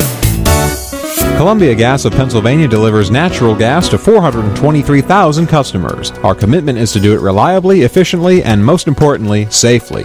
If you smell, hear, or see any sign of a natural gas problem, evacuate immediately and call 911 from a safe location. The most obvious indication of a problem in your home would be a rotten egg odor. For more information on natural gas safety, visit ColumbiaGasPA.com. Columbia Gas of Pennsylvania, reminding you about natural gas safety. Rutter's Hot Dog Extravaganza is here. Rutter's Kunzler hot dogs and brand new corn dogs are only 2 for $2.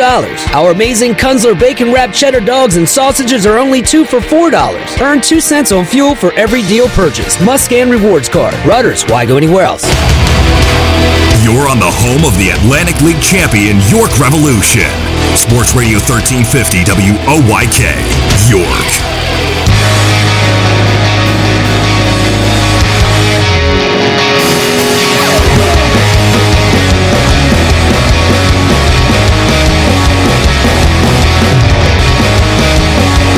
To the bottom of the 7th inning, right-hander Ryan Chaffee is the new pitcher for Southern Maryland. Pitching change brought to you by Maple Donuts. Revs lead it 10-5, and Ryan Dent, who's had a nice day, will lead things off. 2 for 3, double off the right center wall in the first. Homer over the big wall and left in the 4th, his 12th of the year. And Chaffee's first pitch of the inning is up high. We saw him work in last night's game, so back-to-back nights for him. Had a scoreless 8th inning. A 1-0, and it's down and outside. For the year, Chaffee 2-2, 4.69 ERA in 57 outings. Does have 3 saves. The pitch. And a swing and a drive the other way, right center again. This is in the gap and off the wall again as it rebounds off the padding on the fly to Strasburg, or Devon rather, and Dent into second with his 3rd extra base hit of the day. 3 for 4, a homer and now his 2nd double, and they've both put an indentation on almost the same spot on the bottom of that wall padding in right center. Well, Den's killing the ball lately. When he gets rolling, it makes the lineup look that much better because now he's hitting 5th today, but he's usually in that 6-7 hole. So he makes that bottom of the lineup go, and now in the middle of the order today, but the point remains that he gets that bottom of the lineup going when he finds ways on base. He put a dent in the wall padding. Yes, he did. Here's Travis Witherspoon, who takes a curveball strike. He's been doing that quite a bit lately. He's going to find himself as a pregame interview guest soon. What a lucky guy. Now, big day for him, and he's hit it to all fields twice, hard to the opposite field, deep. Pitch to Spoon, that's in the dirt, and it's a ball and a strike. Witherspoon 0 for 2 with a walk, a steal, and a run. Chaffee in his 58th game leads the league by 5 appearances ahead of the next highest total, which is Runyon, who a couple of innings ago made his 53rd appearance of the year. Now the 1-1, and it's swinging a pop-up down the line and right, foul toward the Revs bullpen. Roger Diaz vacating the area, and it lands a couple of seats in. Bounces up over the railing, down to Diaz, who catches it in between warm-ups of Gomez, who is the reliever up in the Revs bullpen. The double for Dent, the Revs' 12th hit of the day. They have 5 doubles, 3 homers, 8 extra base hits out of their 12 hits. I believe that ties a season high. Here's a swing and a miss. Slider gets Witherspoon on strikes, and that's out number 1 here in the 7th inning. We'll bring up Henry Castillo with 1 out. Yep, it does indeed tie a season high. The last time the Revs had 8 extra base hits was on June 18th against the Road Warriors. All right. It was not at their place, though. It was here.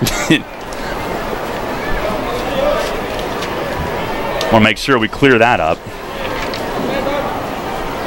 Here's Castillo, who's 2 for 3. And he'll bat from the left side of the plate for the first time. He had faced lefties from the right side all day. RBI run for him as well. First pitch is up. And he cranked one off the nemesis for one of his base hits. And now they call a balk on Chaffee. I don't know if he didn't come set. I guess that's the only... He was too quick with the set. That's the only thing I saw. And he doesn't argue it. He, in fact, checks with the plate ump to be sure there is no count, and there is none. So Dent at third. Pitch to Castillo is high, a breaking ball, and that's ball 1. And the Revs looking to add an 11th run. And the infield is back for Southern Maryland. Now Gonzalez is going to head out and talk with Chaffee. James Frisbee is on his way as well, and now the infield coming in. Wonder if they're concerned if there's something wrong with him. Sort of motioning toward his right wrist.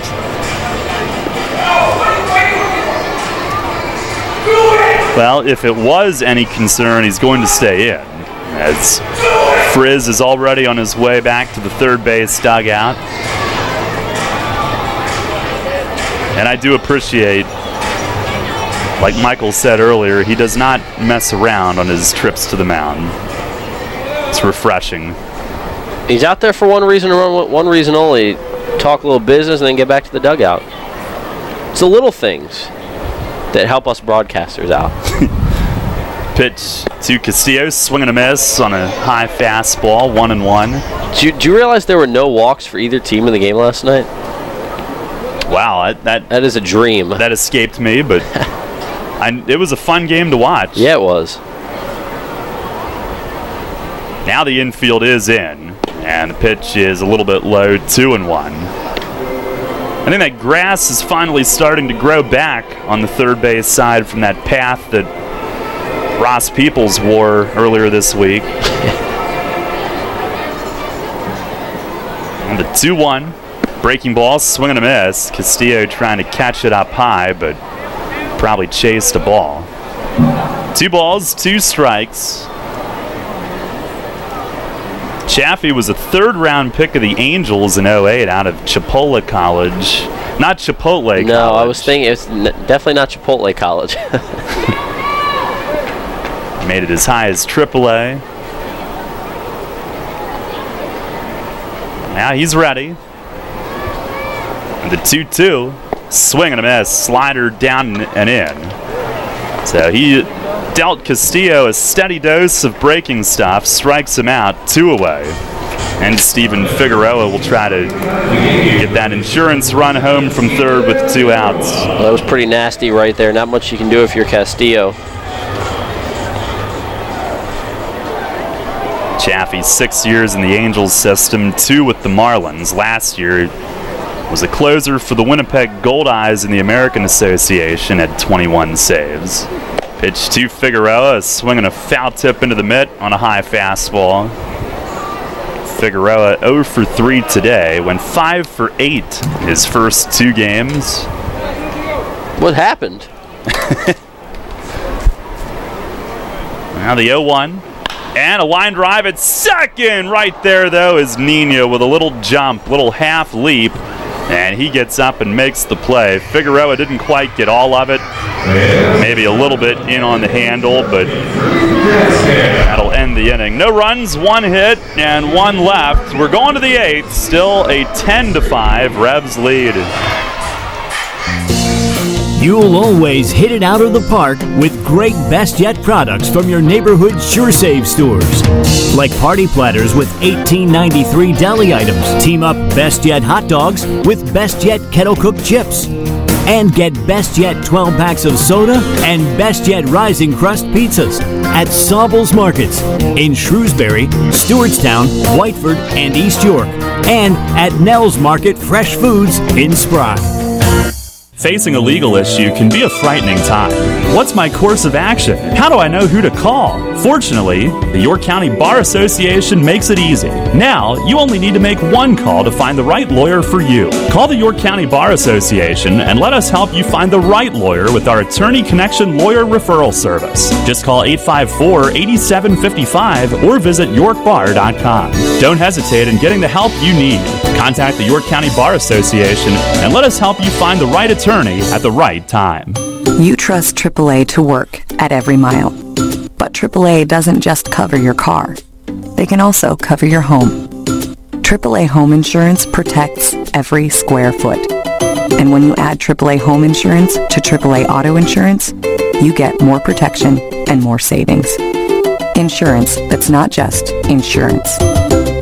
Talk to your local AAA insurance agent today or visit AAA.com to learn more about AAA Home Insurance. Hi, this is Mark Mason. You're listening to York Revolution Baseball on the home of the Revs, Sports Radio 1350, WOYK.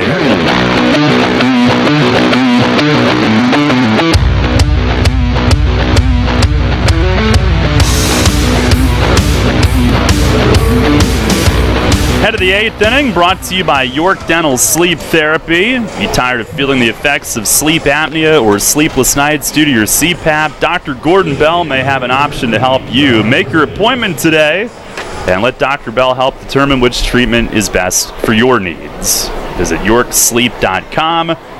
York Dental Sleep Therapy, 450 West Market Street in Hellam. Ricardo Gomez takes over. Maybe you're getting ready for an afternoon nap. We made that an 8th inning sponsor since it's late in the game. Here's John Griffin as he takes a strike at the knees from Gomez. 10-5, the Revs lead it. Griffin, Martinez, Nina up this inning. And the 0-1. Swing and a miss, a slider breaking away. Now, it's a 5-run lead right now. Dustin Richardson is the Revs' new closer with Junior Rincon. I forgot Junior on the Wellspan Sports Medicine injury report. I knew there was one. He went home with biceps tendonitis. Here's the 0-2. Man, that's down and away. I guess we could add Jonathan Sanchez to it. See, the list just keeps growing, unfortunately. Griffin 2 for 3 today, couple singles, couple runs. Now the 1-2. Swing, and it's popped up. At first, it's Dent eyeing up his surroundings across the line. He's got it, drifting with it, and very calmly and casually, he had it all the way, coasting into foul territory. 1 up, 1 down. Revs are really sure-handed in the infield right now. You look at all the 4 guys out there, I believe all 4 could play short. Now Casilla at the point in his career where he's just a second or third baseman, but everybody out there, the point is, smooth with grounders. Dent handles pop-ups really easily, ranging into left when he's playing short. So no problem over there at first. Here's Frank Martinez as Gomez misses down and in slightly. Switch hitter batting left. By the way, to make your appointment at York Dental Sleep Therapy, you can also call 717-316-1299. 316-1299. 1-0. And a slider grounded softly toward the middle. Alexi backhands. It's in and out of his glove and then can't get a throw off. He had Martinez played to pull.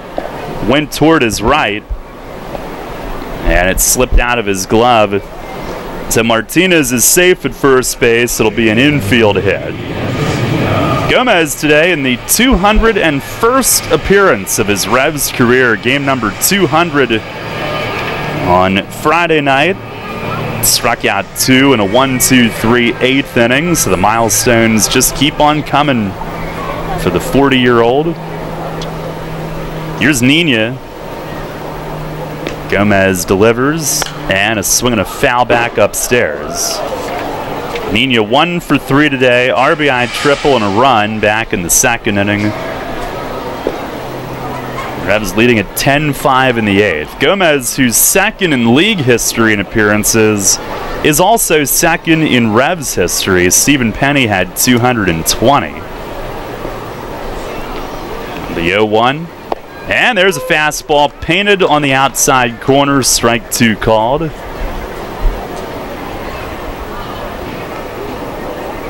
if the Revs can get this win, then on Tuesday night they'll be trying to tie their longest winning streak of the year, but they need 5 more outs here. Gomez fires.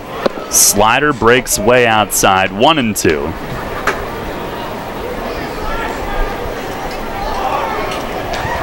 Nina, former Rockies prospect, got to AAA for the first time with the Phillies and had been in Bridgeport and New Britain previously in this league.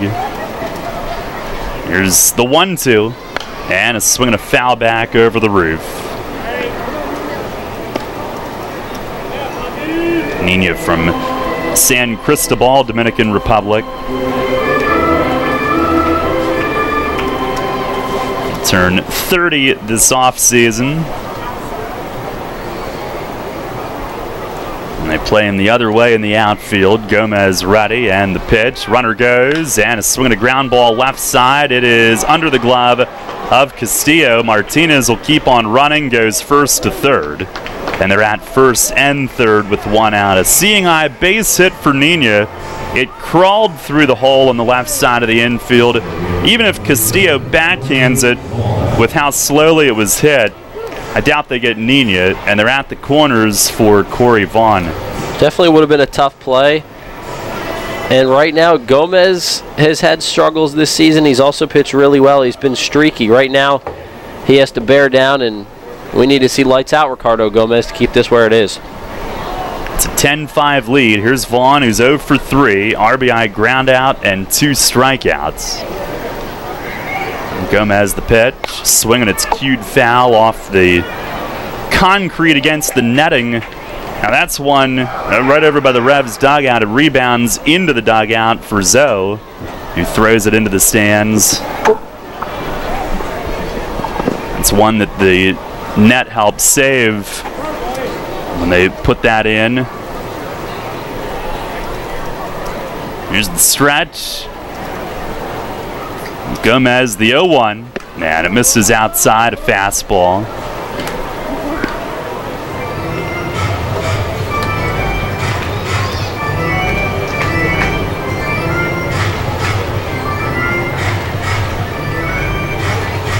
One ball, 1 strike. And the pitch, slider in at the knees, called strike 2. Vaughn, who plays with an insulin pack, he is diabetic. He's been a leading speaker on it.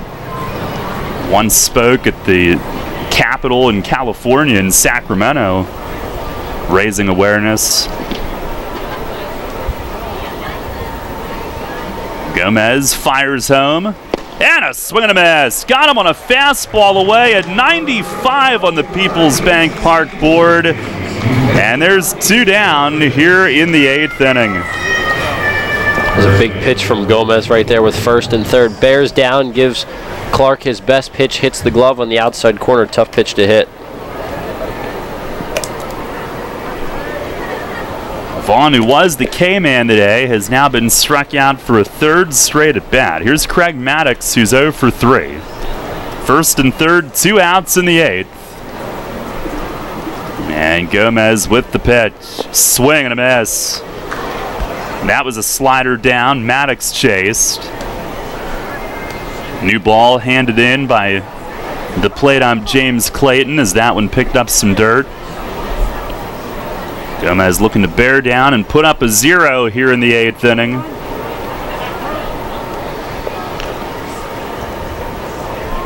Now he's ready. And the 0-1. It is down and away.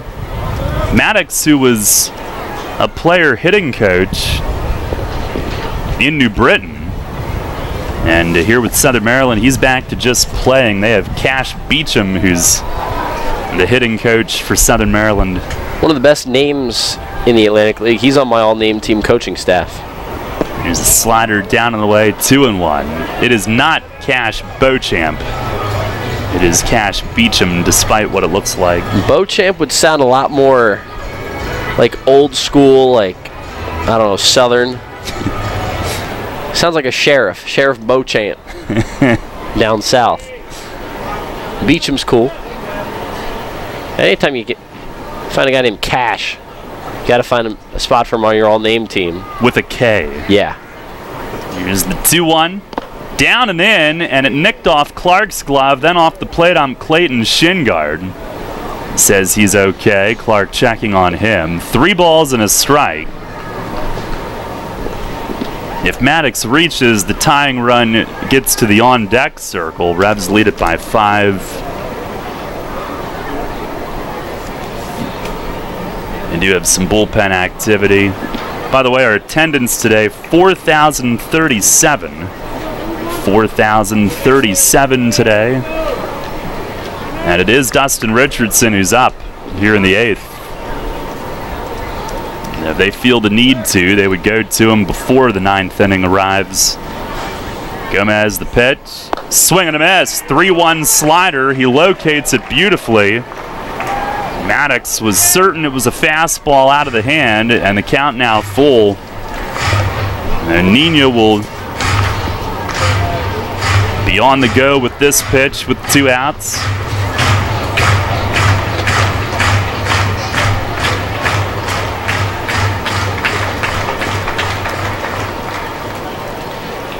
Gomez stares, nods yes to Clark. He's ready. And the payoff pitch. Swing, and it's beaten foul behind the plate as Maddox got a piece.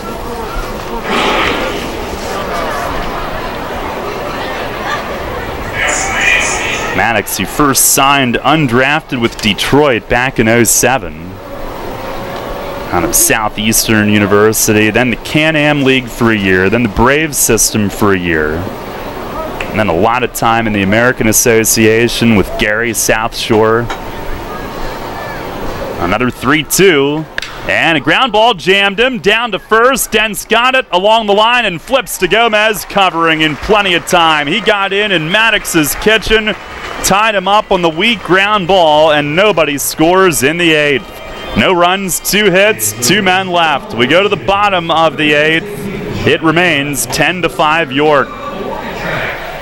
Everything you've worked for may be facing a hostile takeover, but step outside the boardroom and look around. Not taking care of business right now could leave you dealing with a hostile takeover by crabgrass later this summer. And broadleaf weeds are just beneath the surface, ready to take their share of your turf too. Prevent hostile takeovers. Call Heritage Lawn and Landscape Care and give your lawn a good, healthy start this year. Heritage Lawn can apply crabgrass pre-emergent and quality fertilizer now to fortify your lawn for later. HeritageLawnandLandscape.com. World-class care right in your backyard. Presley Ridge believes that strong families are the foundation for strong communities. With compassionate and caring professionals, Presley Ridge offers individual, child, and family therapy in addition to foster care and other in-community services. To learn more about Presley Ridge and their impact on families right here in our community, visit presleyridge.org or call 717-845-6624. That's 717-845-6624. Money and business are essential to the strength of a community. So is cheering and celebration and music and fun. That's why York Revolution games, concerts, youth sports, special events, and more happen at a place called PeoplesBank Park. PeoplesBank has been serving York County for more than 150 years. Always cheering, always celebrating, always committed to the things that make York County great. And to you having a great time at PeoplesBank Park. People's Bank, member FDIC, equal housing lender. Hi, this is Enoel Polanco, and you're listening to Your Revolution Baseball on the Home of the Revolution, Sport Radio 1350 WOYK.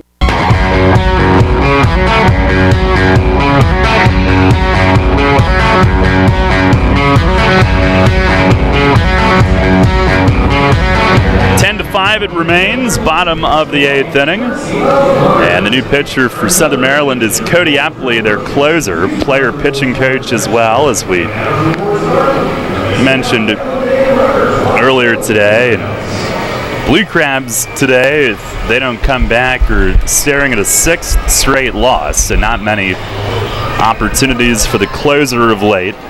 We'll go to him here.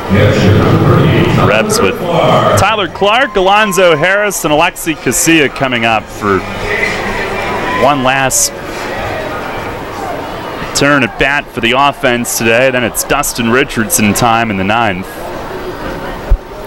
Clark today 1 for 3, a 2-run homer in the 3rd inning over the arch nemesis, using 80% of his left hand.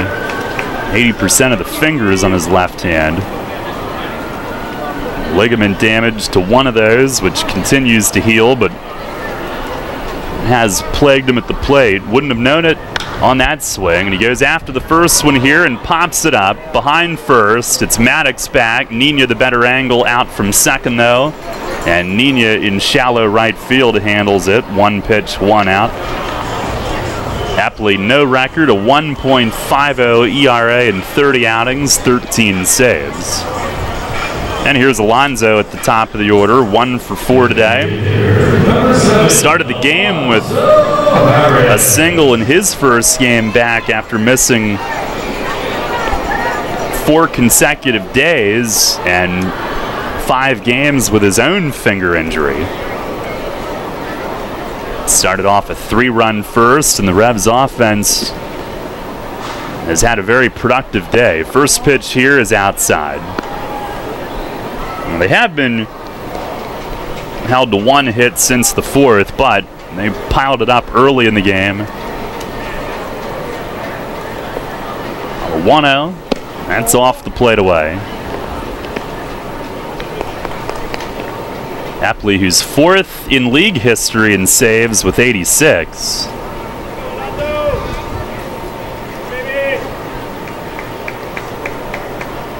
Sets, here's the 2-0.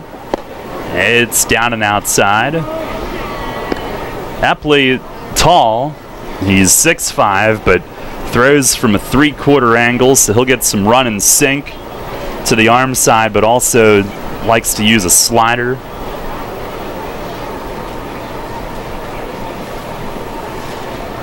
Well, he's ready. Here's the 3-0. And Harris taking. It's a called strike.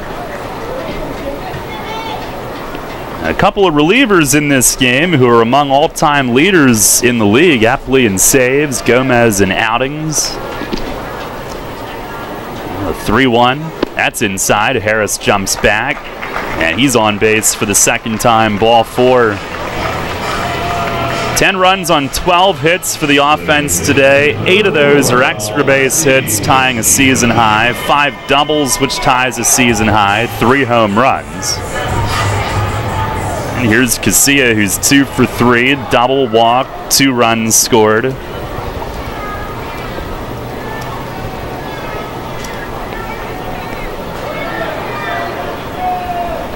It's the first walk issued by Southern Maryland's bullpen. Their pen's done a pretty good job, at least since the 4th. Here's a called strike over on Alexi.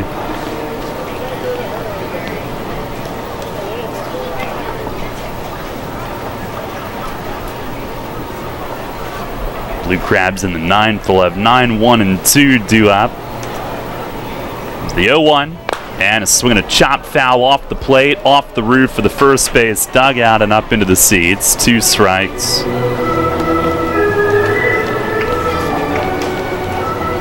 By the way, Mesa earlier today, he's on deck. Really, it's his 18th home run. 1 more would move him into the top 10 in a season in Revs history. There's a couple tied for 9th or 10th, if you will, with 19. James Shanks and the late Andy Marte. Pitch to Casillas, swing and a miss. A sinker down and in, foul tipped into the mid. That is out number 2 here in the 8th inning. And here comes Mesa, who today is 2 for 4. 3 RBIs, RBI double in the first, 2-run homer in the 4th. 1 more homer puts him in the top 9, top 10 in a season in Revs history. And with really 73 RBIs, including the suspended game, he's 13 away from getting into the top 10 in that category. There's 4 with 86 who are tied 7 through 10. Here's a drive the other way and right, but foul into the bullpen balcony. And 4 with 86, which is the top 10 cutoff. James Shanks, Ian Bladergrone, Andres Perez, and Eric Patterson, all with 86 RBI seasons. Mesa, the team leader, and entered the day 4th in the league. He just keeps climbing those leaderboards, and there's no slowing him down. Pitch, it is outside, 1-1. If you ever need a gallon of milk, just know that you can get it on Sundays too. Store doesn't close. He doesn't subscribe to the Chick-fil-A schedule. No, not at all. 7 days a week, the milkman is in business. Pitch is lined to left field. That's over short, and it lands for a base hit. Off the end of the bat, but he singles into left field, and it's a 3 for 5 day for Melky. Harris up to second, and Jared Mitchell to the plate one more time today. 13th hit for the offense. Cannot slow him down. It's been impressive to watch Melky Mesa go about his business this season. And he's just such a fun guy to be around, and just such a chill personality. He loves having fun, always smiling. That's why they call him Smiley. Happy to see all the success he's had.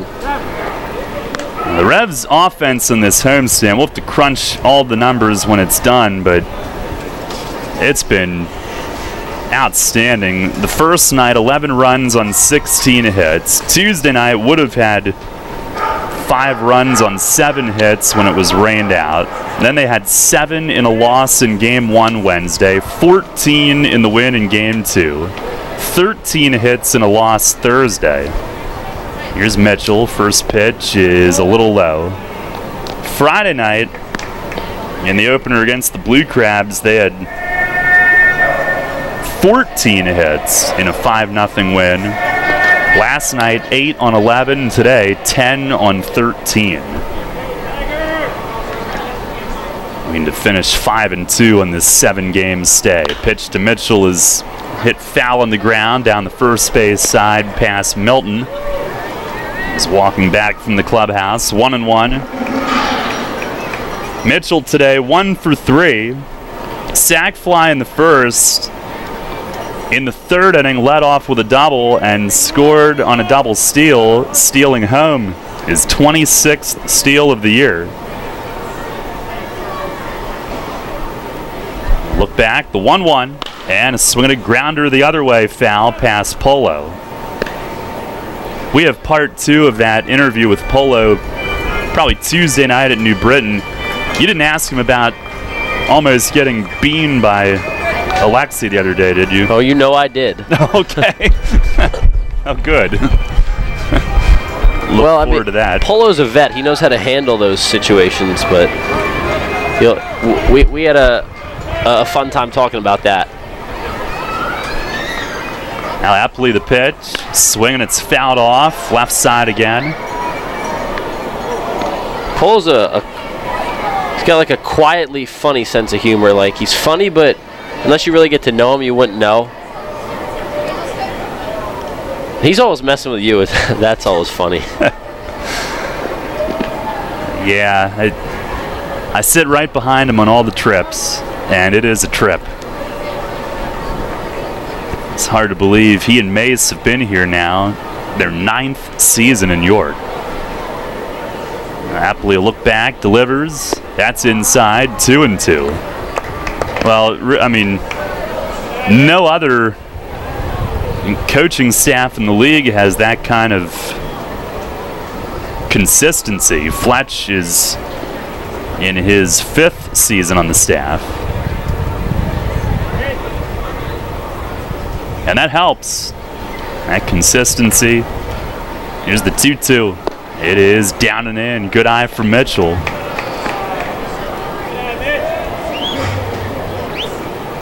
Somerset, Brett Jody took over for Sparky Lyle in 2013, but the assistants on his staff have changed over. Kevin Baez has been at Long Island for a while, but the staff in York has been in place longer than any. Here's the 3-2, and a check swing, bouncer back to Epley coming in. He'll glove it, dump it off to first base for the out. Mitchell, a great at bat, but did not get the swing off that he wanted to. No runs, 1 hit, 2 men left. And the Revs will try to close it out as we go to the 9th. Dustin Richardson coming in. It's York 10, Southern Maryland 5. Hear that?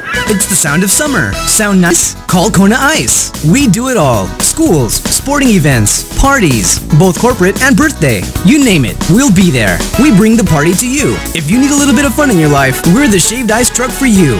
Oh, and we fundraise too. This summer, cool down with Kona Ice. Give us a call at 1-800-KONA-ICE or visit us online at www.kona-ice.com. Kona Ice. Flavor our world. Runners know the challenge. It's not the uncompromising weather. It's not the pounding repetition. It's not knowing how to dig deep as you start the climb of that last hill. For runners, the challenge is the discipline to keep running. Flying feet. Casual runners, amateur runners, hardcore runners, no matter what level runner you are, Flying Feet Sports Shoes is with you every step of the way. Flying Feet has become the leader in athletic footwear and properly fitting the feet of runners throughout Central PA. Flying Feet has become the leader in athletic footwear, properly fitting the feet of runners throughout Central PA. And that holds true whether you're training or racing on roads, tracks, or trails. For those searching for that discipline, Flying Feet provides the latest shoe innovations, the accessories and equipment, and the inspiration to keep on running. Greg Baum and his staff have the knowledge and the true understanding of what running is all about. As one local runner put it, Flying Feet is family, and all runners are welcome. Flying Feet.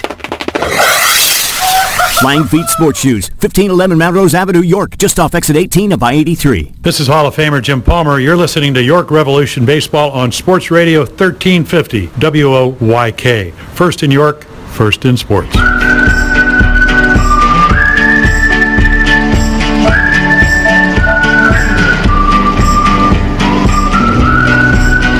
Dustin Richardson will look to close things out. He was anointed the team's closer earlier this week, and he has certainly impressed. Revs lead at 10-5. Junior Rincon had to head home with biceps tendonitis. Gonzalez up. First pitch is right there for a strike. Richardson in 2 outings with York. 3 2/3 scoreless. 1 hit, no walks, 6 strikeouts. Dominance in 2 outings.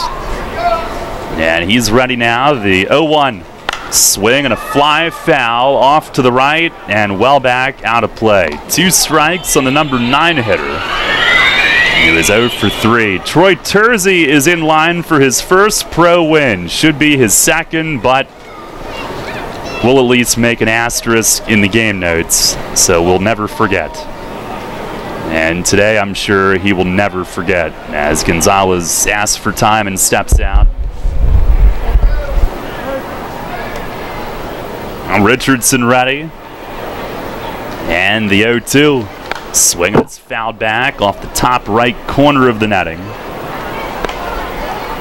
Revs had a 10-2 lead in the 4th and then into the 6th. Blue Crabs cut into it, but Arias a scoreless 7th, Gomez a scoreless 8th. They both stranded 2 runners each.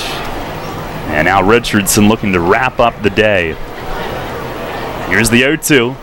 Swinging a line drive, left field, Mesa going back, and it'll hit the base of the nemesis and rebound away from him. Gonzalez into second, and as Mesa chases it back toward the infield, it's a double. Just the second hit given up by Richardson.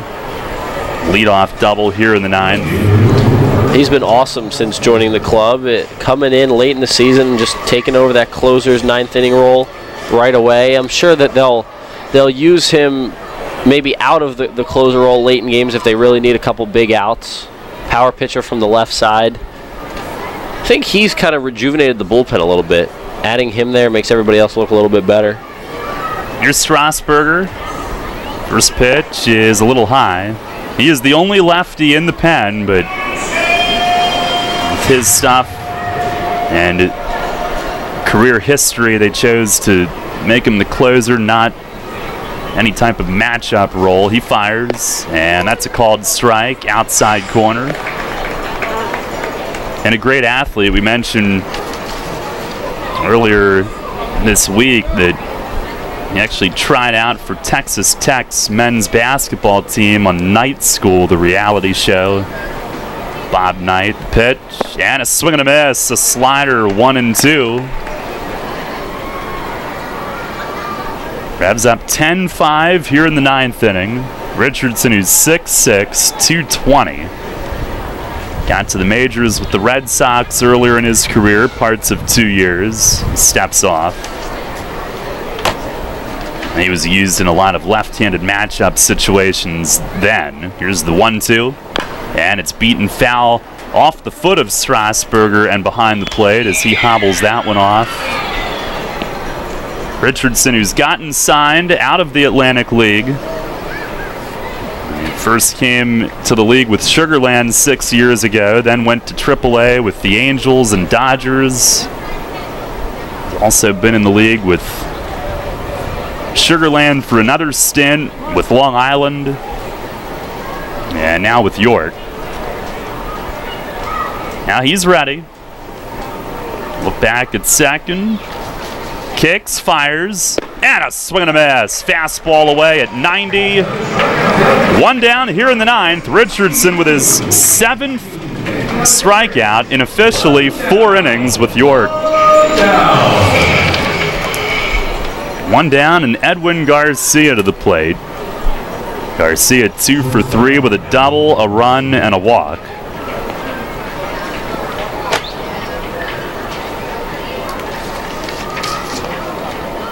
Richardson stares in and sets at the belt. First pitch is a called strike, outside corner. Next time at the Revs see the Blue Crabs, it'll be spring training 2019.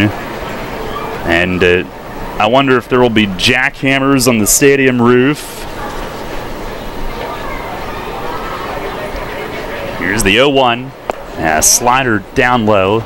That was something. I've never experienced that, calling a game with construction going on above me, but we were safe. It was a matter of if they were safe above us. Foul balls coming back could have been an issue. We each had our own booth that day. Yeah. We ran cables out the window. Here's the 1-1, and that's buried in the dirt. A slider blocked by Tyler Clark. Well, we made it work, and that was nice. You know, each got to spread out all over the desk. You didn't have to worry about taking one half or the other. And the cord stretched just fine, but it was definitely an experience down there. The entire game, noise. I mean, just exclusively through the whole game. I think the archives on YouTube, if people really want to experience it again. Pitch here is a little low off the glove of Clark. He's back on it quickly. 3-1. Revs looking to go 12-5 in the season series head-to-head.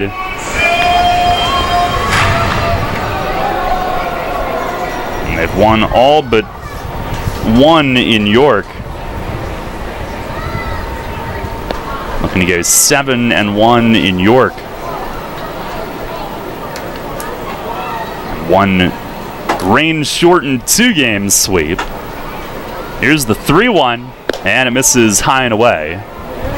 Is Richardson's first walk since coming to York. First and second, it does set up a potential game-ending double play. Teodoro Martinez to the plate. Revs lead by 5, and it is the third straight inning where the Blue Crabs have gotten 2 runners on. So they're not going down completely quietly. Richardson will look to end it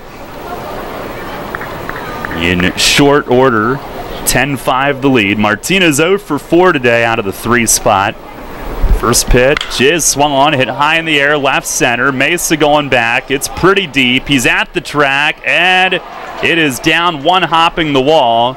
Around third is Gonzalez to score in the relay to third, and just in standing is Edwin Garcia as Mesa gunned it in to Castillo, who relayed to Figueroa. Kind of a short hop throw, and it looked like Figueroa maybe brushed Garcia's leg as he went in standing, not sliding, but safe is the call. It's 10-6. An RBI double, and it's second and third. Tying run is now on deck. And 6'6" Richardson will face 6'6" John Griffin. A lot of height out there, but right now Richardson has to bear down. Still has 4 runs to work, or they didn't put the 6. He has 3 runs to work with, so got to get these last 2 outs before allowing more than 3 runs.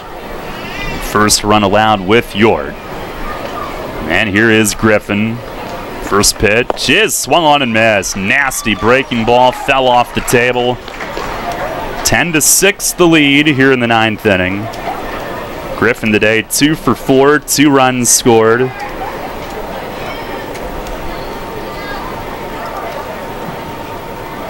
Richardson steps off.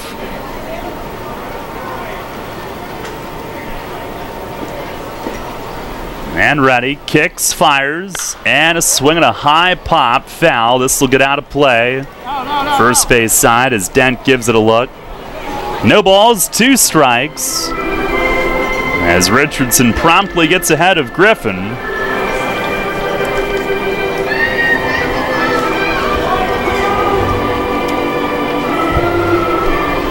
Frank Martinez waits on deck, maybe their best overall hitter.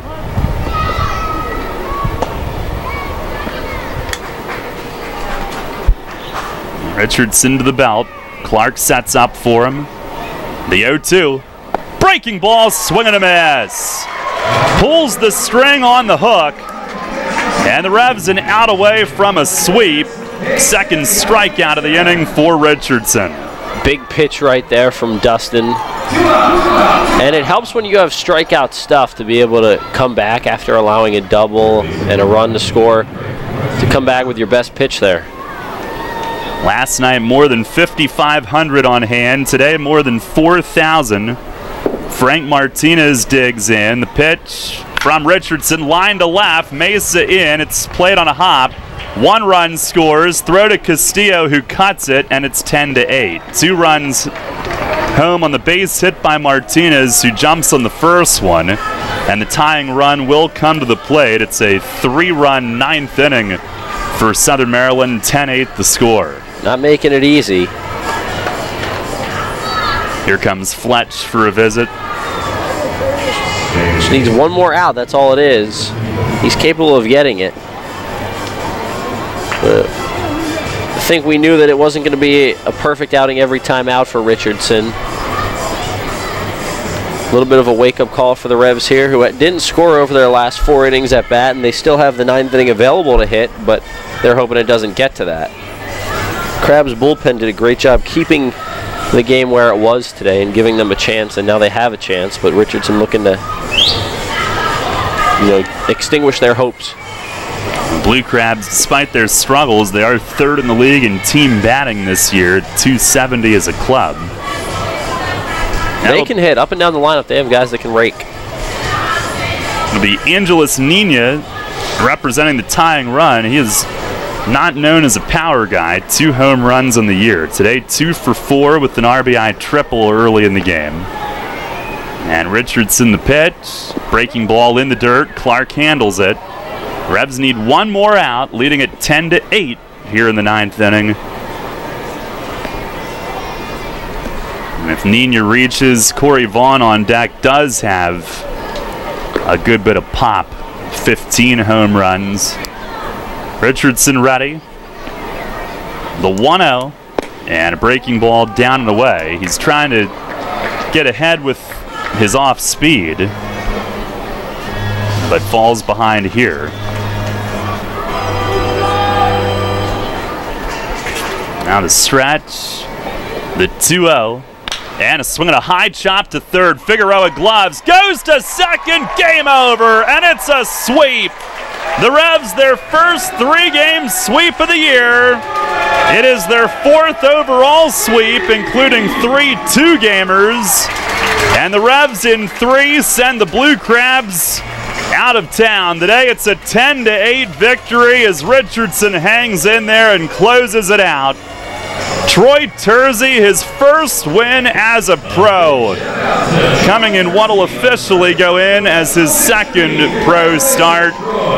And the Revs on a streak. They've been looking for one all season, it feels like. They've got 3 in a row. Heading into the final 3 weeks of the season, trying to stay in the race. And the offense today, 13 hits, including 3 long balls. They jump to a huge lead early, and they hang on late, finishing a 3-game sweep of the Crabs, a 10-8 final. Great win for the Revs, and they showed a lot of, fight.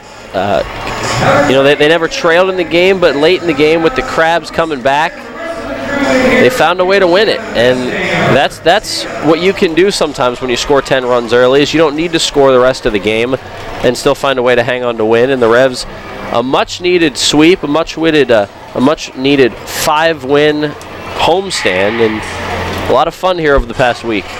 Sure has been. 5-2 on the homestand, 3-0 in the series against Southern Maryland, their first 3-game sweep of the year. 10-8 is the final score. Stay tuned. Post-game show follows next. You hear a lot about CPAP masks these days, but here's something you don't hear much about. Over half of the people who wear a CPAP mask for sleep stop wearing it within a year. How's that working for you? Dr. Gordon Bell would like you to hear this. York Dental Sleep Therapy has dental options that can help many of those people. If you or someone you live with is struggling with sleep apnea, visit yorksleep.com and see how Dr. Gordon Bell can help return your home to peaceful nights of deep, restful sleep. If you're groggy during the workday, if you wake up feeling exhausted, if you would like to get your nighttime sleep patterns back to a healthy state, get a confirmation from your doctor, then meet with Dr. Bell at his office on West Market Street in Hallam. He'll evaluate your symptoms and discuss which treatments would best suit your situation. Dr. Bell can restore restful sleep and get you feeling better day and night. York Dental Sleep Therapy. Call 316-1299 or visit yorksleep.com to learn more. Show your patriotism and Revs spirit with the new York Revolution Hat Pack. Get 6 undated ticket vouchers to use any way you'd like and 2 parking passes, plus an exclusive Revolution hat featuring the Revs logo in red, white, and blue. It's an exclusive design from York's own Legacy Athletic and one you can only get through this special offer. The Revs Hat Pack. 6 game ticket vouchers, 2 parking passes, and an exclusive Revolution baseball cap, all for just $75. Get yours while supplies last at YorkRevolution.com or 717-801-HITS. Local sports on WOIK are brought to you by Maple Donuts, York's great-tasting family tradition. Sports injury? Walk into WellSpan Urgent Orthopedics for immediate care. No appointment is ever needed. Our orthopedic and sports medicine specialists are here to treat you. Visit wellspan.org/urgent orthopedics today for hours at our York and Hanover locations. Getting pumped for another year of high school football? All this month, Sports Radio 1350 WOIK lays it all out for you in the High School Football Spotlight, presented by WellSpan Sports Medicine. Catch a preview every day in August on Sports Radio 1350 as we break down the teams and the players of the 2018 York Adams League. Or go to WOIK1350.com to access this year's complete lineup of high school football preview. Then, this fall, every Friday night, it's the High School Football Game of the Week, presented by WellSpan Sports Medicine. Only here on Sports Radio 1350. Listen live, on demand, and on the go. Download the new WOIK app on the Apple and Google Play stores today. Hi, this is Dan Patrick. Join me weekday mornings at 9 on Sports Radio 1350 WOIK.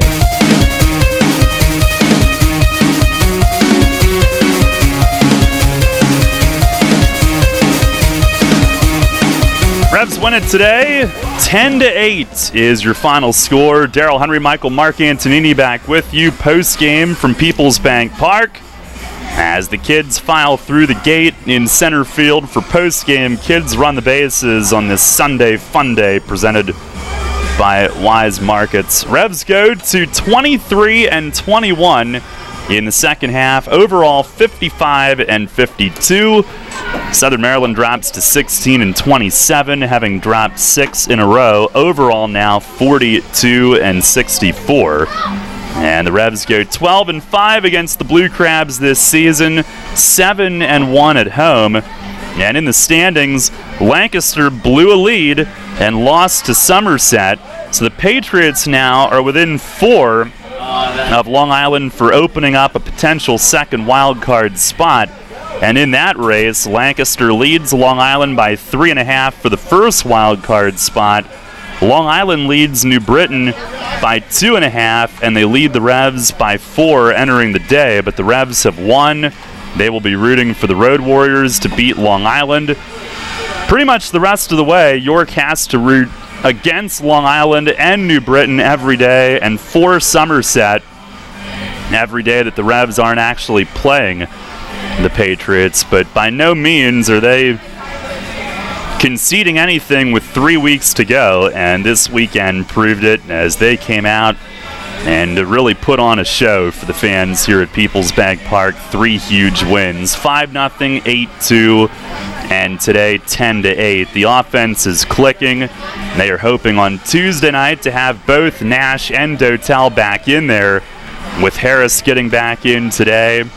And we recap things for you as the Revs, who had 3 2-game sweeps earlier this year, 2 of those against Southern Maryland today, and they notched their first 3-game sweep. And come Tuesday, they will be trying to tie a season high with a 4th straight win overall when they go to New Britain. But it was the Revs jumping on top early in today's game. Troy Tersey worked a 1-2-3 first inning, had the Blue Crabs all off balance. And then in the bottom of the first, the Revs putting up 3 for an early commanding lead. Alonzo Harris led off with a single. Casilla walked. Actually, Casilla's walk came after Harris had scored all the way from first. Gonzalez, the catcher, snapped a pick throw behind Harris at first, and it went all the way down the line into the corner. The first baseman, Maddox, wasn't ready for it. The throw was less than stellar anyway.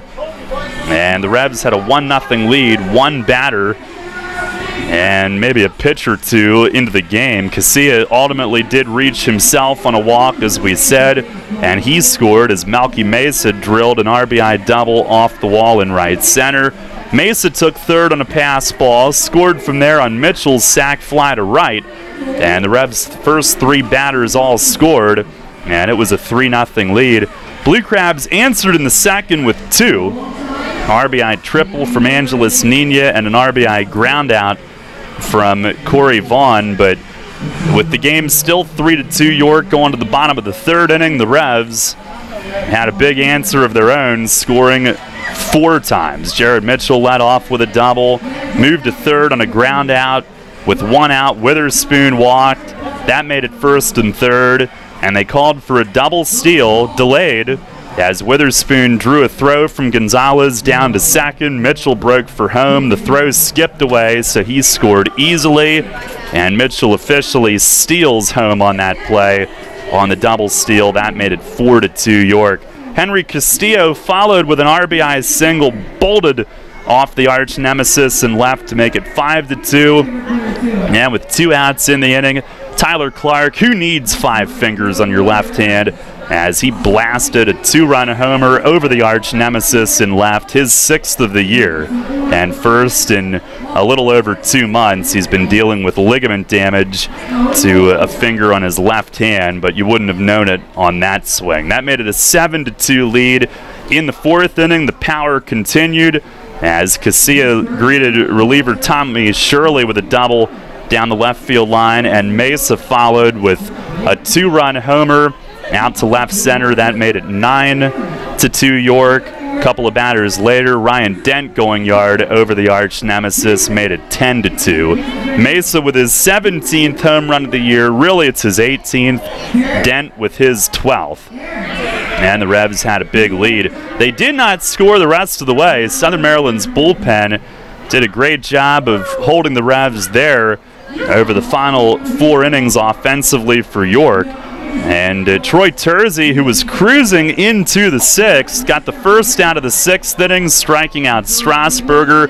Had retired 8 in a row at that point before a single. And then with 2 outs, a single from Griffin, and Frank Martinez tripled to bring 2 runs home. That made it 10-4. Then an error at third base on a ball that Nina hit made it 10-5. But Tersey would strike out Corey Vaughn to end the 6th inning and go 6 to earn his first pro win. 5 runs, 4 were earned. He did not walk a batter and struck out 4. As Starlin Arias, with 2 outs in the 7th, allowed a double and a walk, but no damage done. Ricardo Gomez in the 8th, a couple of 1-out singles, but no damage done. In the 9th inning, Dustin Richardson was on to close it out, and Jose Gonzalez led off with a double. And Richardson, after striking out Strasburger, did walk Garcia. That set up Teodoro Martinez, who ripped an RBI double to left center. Richardson came back to strike out Griffin for the 2nd out. And then a 2-run base hit for Frank Martinez, cut it to 10-8. But that's where it would end, as Richardson got Nina to hit into a game-ending fielder's choice to third base. So the Revs complete the 3-game sweep. That's how it played out. And great crowds all weekend as well. We've had so many struggles with weather this season, and that's just the beginning of it. And we've been waiting for a perfect weekend, a great weekend. And Michael, in many ways, we got that with not only the turnout, a lot of folks were here to take in 3 big Revs wins, but the way the team played as well for the 3-game sweep, and all 3 games were entertaining, certainly to watch from our vantage point, and they played really well. Yeah, it was awesome to see a lot of fans here this weekend, and I think the team noticed that, and that energized them today.